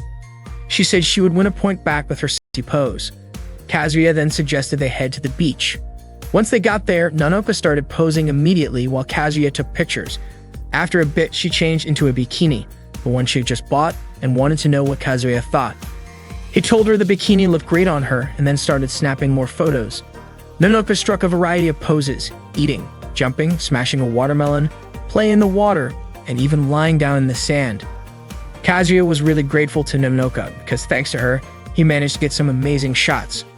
Hearing that made Nonoka happy, but she felt like she should have done something bolder, like trying out a more daring pose or using hand brush styling. Out of nowhere, two unfamiliar guys showed up, saying they wanted to join the risk of photo shoot with Nonoka. As they started walking closer to Kazuya and Nonoka, she looked scared. Kazuya realized he needed to protect her. After all, she had done her best for him. Without hesitation, he stepped up onto a bench and kicked at the two intruders, managing to knock them back. He quickly told Nonoka to run. The two creeps tried to chase after them, but a well-built man suddenly stepped in and stopped them in their tracks. Kazuya and Nonoka ran off together until they were both out of breath. Catching her breath, Nonoka apologized. She said she probably shouldn't have brought up that kind of bold posing in the first place. Kazuya was a bit confused. He wondered what kind of graver magazines Nonoka had been reading. He reassured her that he never intended to take photos like that. From his perspective, she looked amazing and natural in all the photos they had taken that day, and that alone made it great. Nonoka called Kazuya kind for thinking about her feelings. Still, she felt a bit unsatisfied if she didn't at least try something daring. So with a cheeky grin, she slid her hands into her top and posed like she was doing the Hambra style, clearly trying to tease. Kazuya, of course, was totally caught off guard by that move. As the second semester kicked off, Kazuya was convinced Nonoka only needed one more push to master her signature curve throw. One day, Kazuya was cleaning the club room on his own. By accident, he knocked over a box filled with Yuko's things. As he picked them up, he found a costume that reminded him of what Alice, the cosplayer he once photographed, had worn. Almost every day, Kazuya would take pictures of Nonoka. One afternoon, she was by the river, throwing stones into the water. Suddenly, Kazuya showed up and called her a pro. He asked if she planned to hang around there for a while. Nonoka smiled when she realized he had been watching. She said she felt like taking it easy that day. Kazuya noticed she looked uneasy and asked why. Then he asked when their next practice session would be since he was really looking forward to it. He wanted to see her finally nail that curve throw. But Nonoka started acting a bit strange. She said she didn't actually want to master the throw. Kazuya was puzzled and asked her why. She explained that she had wanted to master it both for herself and for the team, but if she did, it would mean the end of their training sessions together. And if that ended, then she wouldn't be able to spend time with Kazuya anymore. Kazuya admitted that he had a great time that summer, both with the training and the whirlwind of emotions he hadn't really understood at first. Nonoka smiled and said she had a great time too. Kazuya told her he had taken a ton of photos, so every moment was captured. To him, they had created some of the best memories. He said he didn't totally understand it, but he believed that just because she mastered the throw, it didn't mean those memories would fade or that they'd have to start over. He suggested they do something else together next. Right then, Kazuya asked if he could take a photo of Nonoka while she was in the middle of the throw. He mentioned that he had always been the catcher, so he never got the chance to photograph her during the actual motion. He asked her to give it everything she had and really go for it with her signature throw. Nonoka followed his directions and Kazuya snapped the perfect shot.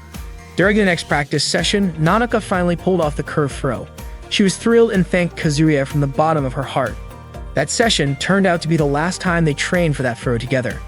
Summer had slowly turned into fall. Kazuya asked Nonoka to meet him on the rooftop. He wanted to know if she was ready for the outcome of their love challenge. Nonoka admitted she had been really nervous at the time. Kazuya told her that he had lost because her charm completely won him over. To him, Nonoka was always cheerful and full of energy, always thinking about him. He was surprised he never realized there was such a beautiful girl right beside him all along. He also confessed how deeply he loved her. Hearing that left Nonoka stunned. She even wondered if she was dreaming. She started to cry, overwhelmed by emotion. Ever since they first met in middle school and began talking, Nonoka hadn't stopped thinking about him. She'd always been quietly watching him from afar. Kazuya told her that she was such a beautiful girl that he didn't feel like he deserved her, especially since he had always struggled when it came to love.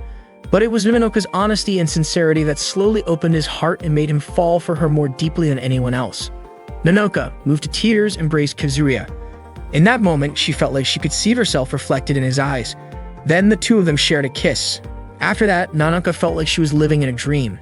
Her feelings had reached him and she was so happy that Kazuya had fallen in love with her. Even though their hobbies were different, they both gave their all in everything they did. Nonoka was truly grateful to Kazuya for giving her strength. She felt incredibly thankful, and she loved him deeply.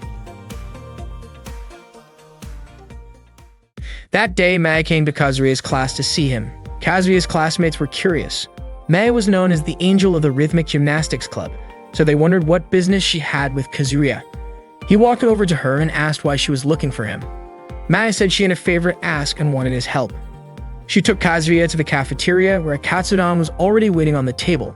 According to Mae, this wasn't just any katsudon. It was special, made with thick slices of meat and filled with crispy, delicious texture. Even though she loved fried food, she was on a diet. She admitted it had been so long since she last had katsudon that she could barely remember how it tasted. She could only recall that it was incredibly good. Mae wanted Kazuya to eat it and describe the flavor to her. Kazuya asked if that was really her request, just for him to taste the katsudon. Unfortunately, he had already eaten lunch and was feeling full. Mae then brought up the adult magazine he kept. She said she had read it, and while it was a little too bold and made her really embarrassed, some of the photos actually captured a kind of beauty, though not all of them. She warned him that if the Rhythmic Gymnastics Club found out he had that kind of magazine, they wouldn't allow him to take photos of their practices anymore. Then she asked again if he would help her. Faced with that kind of threat, Kazuya quickly gave in and ate the katsudon. When Mae asked how it tasted, Kazuya simply said it was delicious. Mae was surprised he only said that and wanted him to go into more detail. But Kazuya admitted he didn't know how to describe it. She reminded him again about the magazine, and this time Kazuya said it was really, really good, loud, and clear. Mae still wanted a better explanation and gave him another serving so he could try again. As he chewed, Kazuya described the meat as having the perfect balance between crispiness and juiciness, with the soft egg blending beautifully with the sweet and sour sauce. He said the flavor was so good, it was honestly beyond words. Mae was thrilled to hear that. She told Kazuya he was pretty cool. Without realizing it, she even drooled a little, which totally embarrassed her. She said she finally remembered how katsudon tasted, and for now, she decided to stick with her veggie sandwich. But that katsudon was just the beginning. Mae said he still needed to try the dessert she brought. Kazuya protested he was too full to eat anymore. But once again, Mae brought up the magazine. And once again, Kazuya gave in immediately. He tasted the dessert and described it as a perfect mix of rich chocolate sweetness and soft ice cream, topped with just the right amount of chocolate cream. As he spoke, Mae could practically taste it in her imagination. Later that afternoon, Kazuya was photographing Mae as she practiced her dance poses. She had gone through a few different ones already, and Kazuya managed to capture some great shots. When she asked if he had gotten any good photos, he told her he was getting the hang of it. He even showed her some of the shots he had taken. But something unexpected happened. When Kazuya held out his arm, Mae suddenly imagined it as a piece of fried chicken. Without thinking, she bit his arm. Right after, she realized what she had done and apologized, clearly embarrassed. Kazuya asked what had just happened, and Mae sheepishly explained that his arm looked like fried chicken to her. Kazuya then asked if Mae was always on a diet for her rhythmic gymnastics training. She said she was just trying to lose a little weight to prepare for an upcoming competition. The club was about to compete soon, and while she didn't fully understand the ideal body posture for the sport, she at least wanted to keep her figure in good shape. Kazuya figured that must be tough, but Mae said it wasn't a big deal. It was just dieting. Kazuya asked if it would be okay for him to cheer her on. Of course, Mae happily agreed. He told her that cheering her on was the only thing he could really do. As the competition approached, Mae kept practicing hard even into the evenings, and Kazuya often watched her during training. The day of the elimination round for the competition had finally arrived, but Mae was feeling incredibly nervous. Kazuya tried to calm her down, telling her that he was there to cheer her on. Mae thanked Kazuya and promised to do her best. When it was her turn to perform, Mae's movements were graceful and flexible, but unfortunately, she failed to catch the baton after tossing it into the air. That made her even more anxious, but her senior encouraged her to keep going. Mae tried to pick up the baton, but in her haste, she slipped. Suddenly, Kazuya shouted, telling her not to give up and urging her to get back up. He reminded her not to quit until the very end. Thanks to Kazuya's encouragement, Mae stood back up with confidence and continued her routine smoothly. Kazuya managed to capture every moment of her performance on camera. Mae finished her routine to the end and received a round of applause. She felt emotional and truly grateful to Kazuya. That night, Kazuya found Kanan running a fever. He quickly helped by putting a cold compress on her forehead and pulling her blanket up. Kanan asked for Kazuya's help. She was supposed to go swimming with Mae the next day, but couldn't make it because she was sick. She wanted Kazuya to go in her place. She said Mai had seemed down after the competition and didn't know what was bothering her exactly, but thought inviting her to swim would cheer her up. Kanan believed Mai would be really disappointed if the outing got cancelled. Kazuya admitted he wasn't sure if Mai would even want to go swimming with just him, but Kanan reassured him that Mai would actually be happier to go with him instead of her. Apparently, Kazuya had already told Mai they would go together. Kanan even said that Mai preferred spending time with him. Kazuya pointed out that Kanan didn't look very sick for someone with a fever, which made Kanan quickly lie back down and fake a cough. The next day, Kazuya and Mai went swimming at the pool. Mai struck a variety of poses, from sitting on the poolside to lying down and sitting again. Unexpectedly, Takashi and Ida showed up, clearly following them. This surprised both Kazuya and Mai. Kazuya asked what they were doing there, and Ida claimed they were just out looking for good photo opportunities. Takashi joked that Kazuya was hiding the rhythmic gymnastics angel all to himself. Kazuya warned them not to take any weird photos of Mai or he wouldn't forgive them. Ita then asked what they were supposed to do with all their youthful energy, and Takashi demanded that Kazuya return his magazine. Kazuya said he would give it back soon. Suddenly, they heard a girl asking them to fetch a ball. She was stunning and dressed in a way that got Takashi and Ida immediately excited to take pictures of her. However, it turned out she had a boyfriend, and the two of them had to apologize for their behavior. As the sun began to set, Mai and Kazuya got ready to head home. Mai said she had a really fun day. She admitted she didn't make it through the fall competition and had to come to terms with that. For her, being stuck in sadness over failure would only keep her from seeing true beauty. Later on, Mai and Kazuya went on another date. Their hobbies were different, but they both searched for the same kind of beauty. Every time Kazuya saw how hard Mai worked, it made him want to take even better pictures. He kept photographing her every day. One day, they had lunch together in the school cafeteria. Kazuya thought Mai needed a little break, so he invited her out. They went to play darts and visited a scenic lookout spot. Kazuya continued to capture every moment they shared. The next day, Mai returned to Takashi's adult magazine and slipped it under Kazuya's desk when no one else was around. Kazuya quickly grabbed it to make sure none of his classmates saw it first. As he opened the envelope, a small note fell out. It was written by Mai. In it, she told him that even though he could be a bit of a perv, she still loved him. Kazuya's heart skipped a beat as he read it. Then to his shock, Yuko appeared behind him and asked if that was a love letter. Kazuya, flustered, asked her not to tell Ita and Takashi about it. One day, Kazuya ran into Mai near his house. Apparently, she was waiting for Kanan because she wanted to return Kanan's pretty rabby DVD. Kazuya invited Mai to come inside his house. He mentioned that his mom wasn't home at the time, so he felt it wouldn't be right for the two of them to be alone in his room. That's why he suggested they go downstairs. But Mai decided to stay in his room. She commented on how big Kazuya's bed was and joked that it could probably fit two people.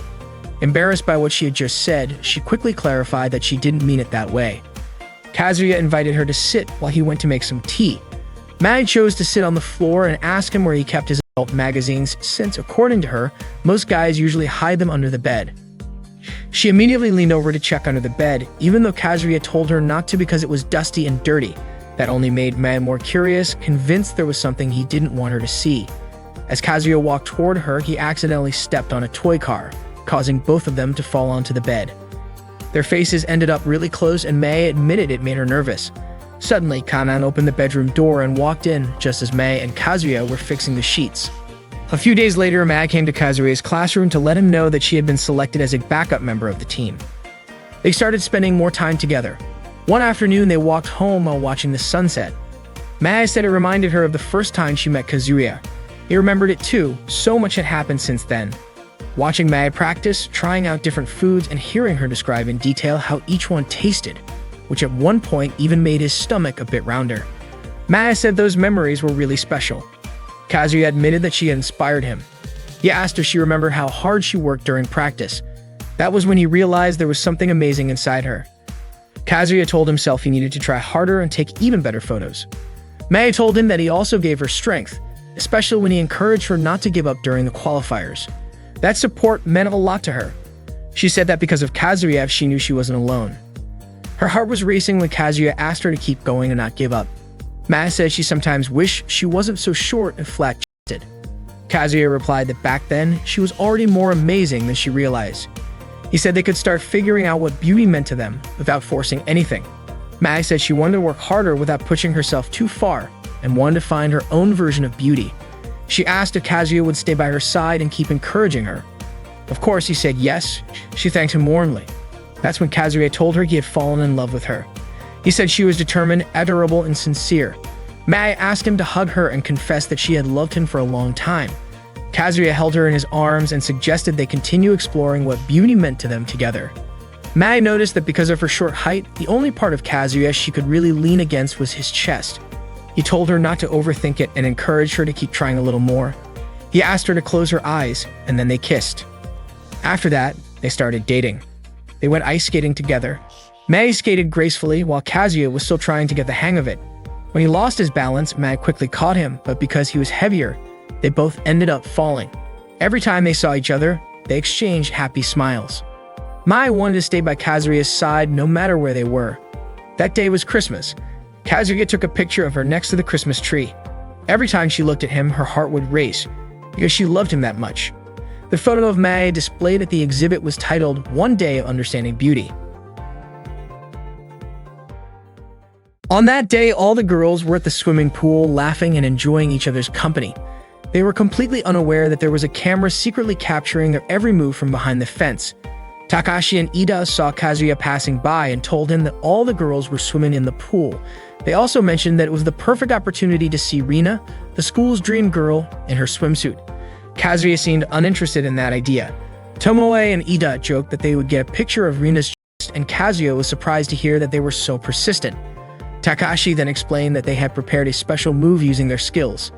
Ida urged Kazuya to see the result of all their hard training. They set up a special shot. Ida jumped onto Takashi's shoulders and stood on them. This move was called the super high-angle camera combination, allowing them to take a shot from above the fence to capture a picture of Rina's chest. Unfortunately, Takashi wasn't sure how to move closer to the fence because he couldn't seem to move his legs. Kazuya said it looked like their method wouldn't work. Rina was known as the dream girl of the school. She was not only beautiful, but also kind-hearted with an amazing figure. The club she belonged to was the Cooking Research Club, and she was incredibly skilled at making various kinds of dishes. That day, Kazuya was printing flyers to advertise the cooking club.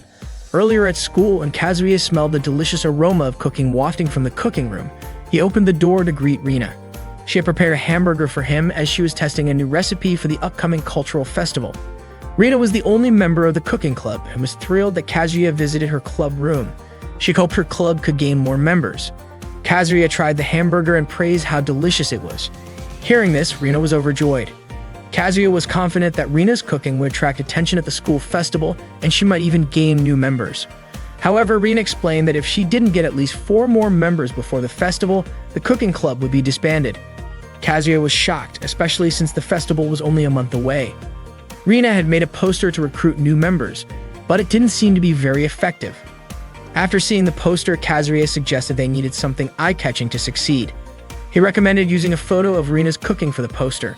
He believed that with a picture of Rina's food, the poster could serve as a great advertisement. Although Kazuya wasn't sure how to take good food photos at that moment, he promised to learn and help her out. Rina, in turn, would come up with a new dish for the festival and ask Kazuya to take pictures of it once she finished cooking. This is how things went before Kazuya took on the task of making the poster, though his skills only improved slowly over time. One day, while at school, Takashi and Ida suddenly ran over to Kazuya and asked for his help. A group of girls seemed angry and thought that Kazuya had sneaked into their club room to take pictures, since he was holding a camera at the time. Rina was among the girls, and one of them immediately shoved Kazuya, knocking him down. The girls surrounded Kazuya, who lay helplessly on the ground. But when Kazuya looked up at them, they screamed and began to beat him up. After school, Kazuya went to the cooking club room to explain the misunderstanding to Rina. When he opened the door, he saw Rina trying to bend a spoon using some sort of magic spell. Seizing the opportunity, Kazuya quickly snapped a photo of her. Rina noticed Kazuya's presence and asked him not to take pictures of her while she was doing that. Kazuya asked if Rina was into magic, and she revealed that she was just bored because there were no members in her club. She also mentioned that she knew the earlier situation was a misunderstanding and had already cleared things up with her friends. Rina explained to her friends that Kazuya wasn't the type of person who would do something like that. Kazuya then asked how he could repay Rina for her kindness. Rina smiled and said that she only needed a small favor. She asked Kazuya to help her find a 4-leaf clover to use as decoration for her dish. On that afternoon, they went to the schoolyard to search for a 4-leaf clover. Kazuya didn't expect that finding a four-leaf clover would be as difficult as it turned out to be. Rina mentioned that maybe other students had already picked the four-leaf clovers because it was said that they could grant any wish. While looking for a four-leaf clover, Kazuya accidentally caught a glimpse of Rina's back. He quickly pushed any inappropriate thoughts out of his mind. Not long after, Kazuya found a four-leaf clover, but at the same time, Rina also noticed it. Their heads bumped together as they both reached for the clover at the same time. Rina winced in pain, rubbing her head while wishing the pain would go away. However, it didn't seem to help at all. Kazuya told her that it wouldn't work if she did it on her own. Rina then asked Kazuya to do it for her. Kazuya immediately rubbed her head and wished the pain would go away. Sure enough, after a short time, the pain disappeared. They then walked together, unaware that Yuko had been following them. It turned out that Rina noticed Yuko's spying, so she invited her to cook together. Kazuya, curious, asked who Rina was talking to. Rina said she was talking to a girl behind the tree. Kazuya then realized that Yuko was there and asked when she had arrived. Yuko explained that her hiding spot wasn't working. Rina asked if Kazuya knew who Yuko was. Kazuya replied that Yuko was a first-year student and a member of the photography club. Rina then called out to her and invited her to cook together. Yuko requested that Rina leave her alone, but Rina asked if being alone wasn't boring. Yuko didn't expect that the school's dream girl would be able to spot her disappearing skills. Rina and Yuko ended up cooking together, working on making a cake. Rina asked Yuko to mix the batter and help decorate the cake. They named the cake the Lucky Cake. Afterward, it was Kazuya's turn to take pictures of the cake. He took several shots from different angles to get the best results. Later, at home, Kazuya kept practicing how to take good food photos. That night, Kanon called her older brother to tell him that dinner was ready. She entered his room and saw Kazuya busy taking photos of the prepared food. Kanon asked if Kazuya had intentionally bought takeout. Kazuya explained that he was trying to figure out how to make food look delicious in photos. The next day, Rina continued experimenting with different hamburger recipes. Autumn arrived and Kazuya imagined taking a photo of Rina watering a sunflower. Before long, Rina approached him. Kazuya asked how her latest recipe experiment was going, but Rina said it wasn't going well, so she went outside to change the atmosphere. Rina then encouraged Kazuya to keep going. Kazuya invited Rina to go to the amusement park that weekend to lift her spirits. On the day of the outing, Kazuya was waiting for Rina at the meeting spot. Before long, a little girl covered Kazuya's eyes from behind. Kazuya noticed that the hands were too small to be Rina's. The girl turned out to be Rina's younger sister. Rina apologized because Rina insisted on coming along after she overheard Rina talking about going to the amusement park. Kazuya didn't mind at all and understood, since he also had a younger sister. It felt like having a new little sister, and it was actually quite fun. When they arrived at the amusement park, they rode various attractions like the teacup ride, haunted house, Ferris wheel, and many others. On that afternoon, they relaxed together while eating their lunch, which included a lunchbox shaped like a rabbit girl. Rina really loved it. When Rina was about to feed Kazuya, suddenly Rina also wanted to feed him. Kazuya said that Rina would make an amazing wife. Rina pointed out that both Kazuya and Rina's faces were red, like newlyweds. After lunch, Rina immediately fell asleep in Kazuya's lap. Rina commented that it seemed like Rina really liked Kazuya. Kazuya praised the lunch Rina made, saying it was really delicious. Rina felt happy that Kazuya liked her cooking. Without realizing it, she called Kazuya darling. Kazuya also liked how the food was presented and hearing that Rina got an idea for her next dish. Rina explained that when she started the cooking club, she had to work hard to recruit new members, and it would be great if the students' recipes were passed down from generation to generation. Rina admitted that, to be honest, she wouldn't mind being the only member of the club, and she thought that if the club were to be disbanded that year, she would just accept it. However, spending time with Kazuya and experimenting with what kind of food people enjoy made her think differently. Rina said that she wanted the cooking club to stay alive, and she wanted others to experience the joy of cooking. Kazuya supported her decision. The next day, Kazuya took some photos while Rina was cooking. He captured the dish from different angles. Not long after, the student council announced that it was the last day to submit cultural festival posters. The student council urged all clubs that hadn't submitted their posters yet to do so as soon as possible. Rina finished cooking and named her dish Sunflower Burger. Kazuya mentioned that the burger looked cute and very delicious. It turned out that Kazuya's photo had inspired her to create the dish. Kazuya quickly took a picture of the burger and submitted the poster right on time. Rina mentioned that they hadn't achieved their goal yet, which was to get at least 4 new members to join the cooking club to prevent it from being disbanded. The next day, the festival arrived. Kazuya asked Rina to meet him on the school grounds after the festival because he had something he wanted to tell her. As the representative of the cooking club, Rina created a magic cafe, and the waiters wore costumes and bunny headbands. Kanan and Nanoka also helped out at the cafe because they knew it would be difficult for Rina to manage everything on her own. Soon after, a cosplayer dressed as Alice arrived at the cafe. The male students were curious about why Alice had come to the school's magic cafe. Alice winked at the group of boys, causing their faces to turn red. She approached Rina and told her that she had come to help. Rina realized that Alice was actually Yuko, but Yuko asked her to keep it a secret. Alice's presence at the magic cafe made it much more popular among visitors. After the school festival ended, Rina hurriedly ran to meet Kazuya on the school grounds, excitedly calling his name. She told him that 5 first-year girls had come to ask if they could join the cooking club.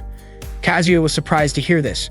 Rina explained that the girls asked if the sunflower burger was something they could learn how to make. Kazuya admitted he was happy because, in the end, the cooking club wouldn't be disbanded. Rina felt happy because she could pass down the recipe for the sunflower burger. She was deeply touched that all of this success was thanks to Kazuya, but Kazuya insisted that it was all because of Rina's hard work, and he had just helped her along the way. Rina, however, believed that none of this would have happened without Kazuya. At that moment, Rina confessed her love for Kazuya. Kazuya was taken by surprise at Rina's sudden confession, and he told her that he also loved her. He had called Rina to meet him just to say that. Kazuya had a plan to tell her first, but Rina beat him to it. Rina apologized, and Kazuya reassured her that it was okay because that was part of what made him like her. They embraced each other, and Rina suggested they start calling each other like newlyweds. Rina called Kazuya by a sweet nickname, while Kazuya called her by her real name. After that, they shared a passionate kiss. A few days later, Rina taught the new members of her club how to make green apple pie, while Kazuya, as usual, came to take photos of her.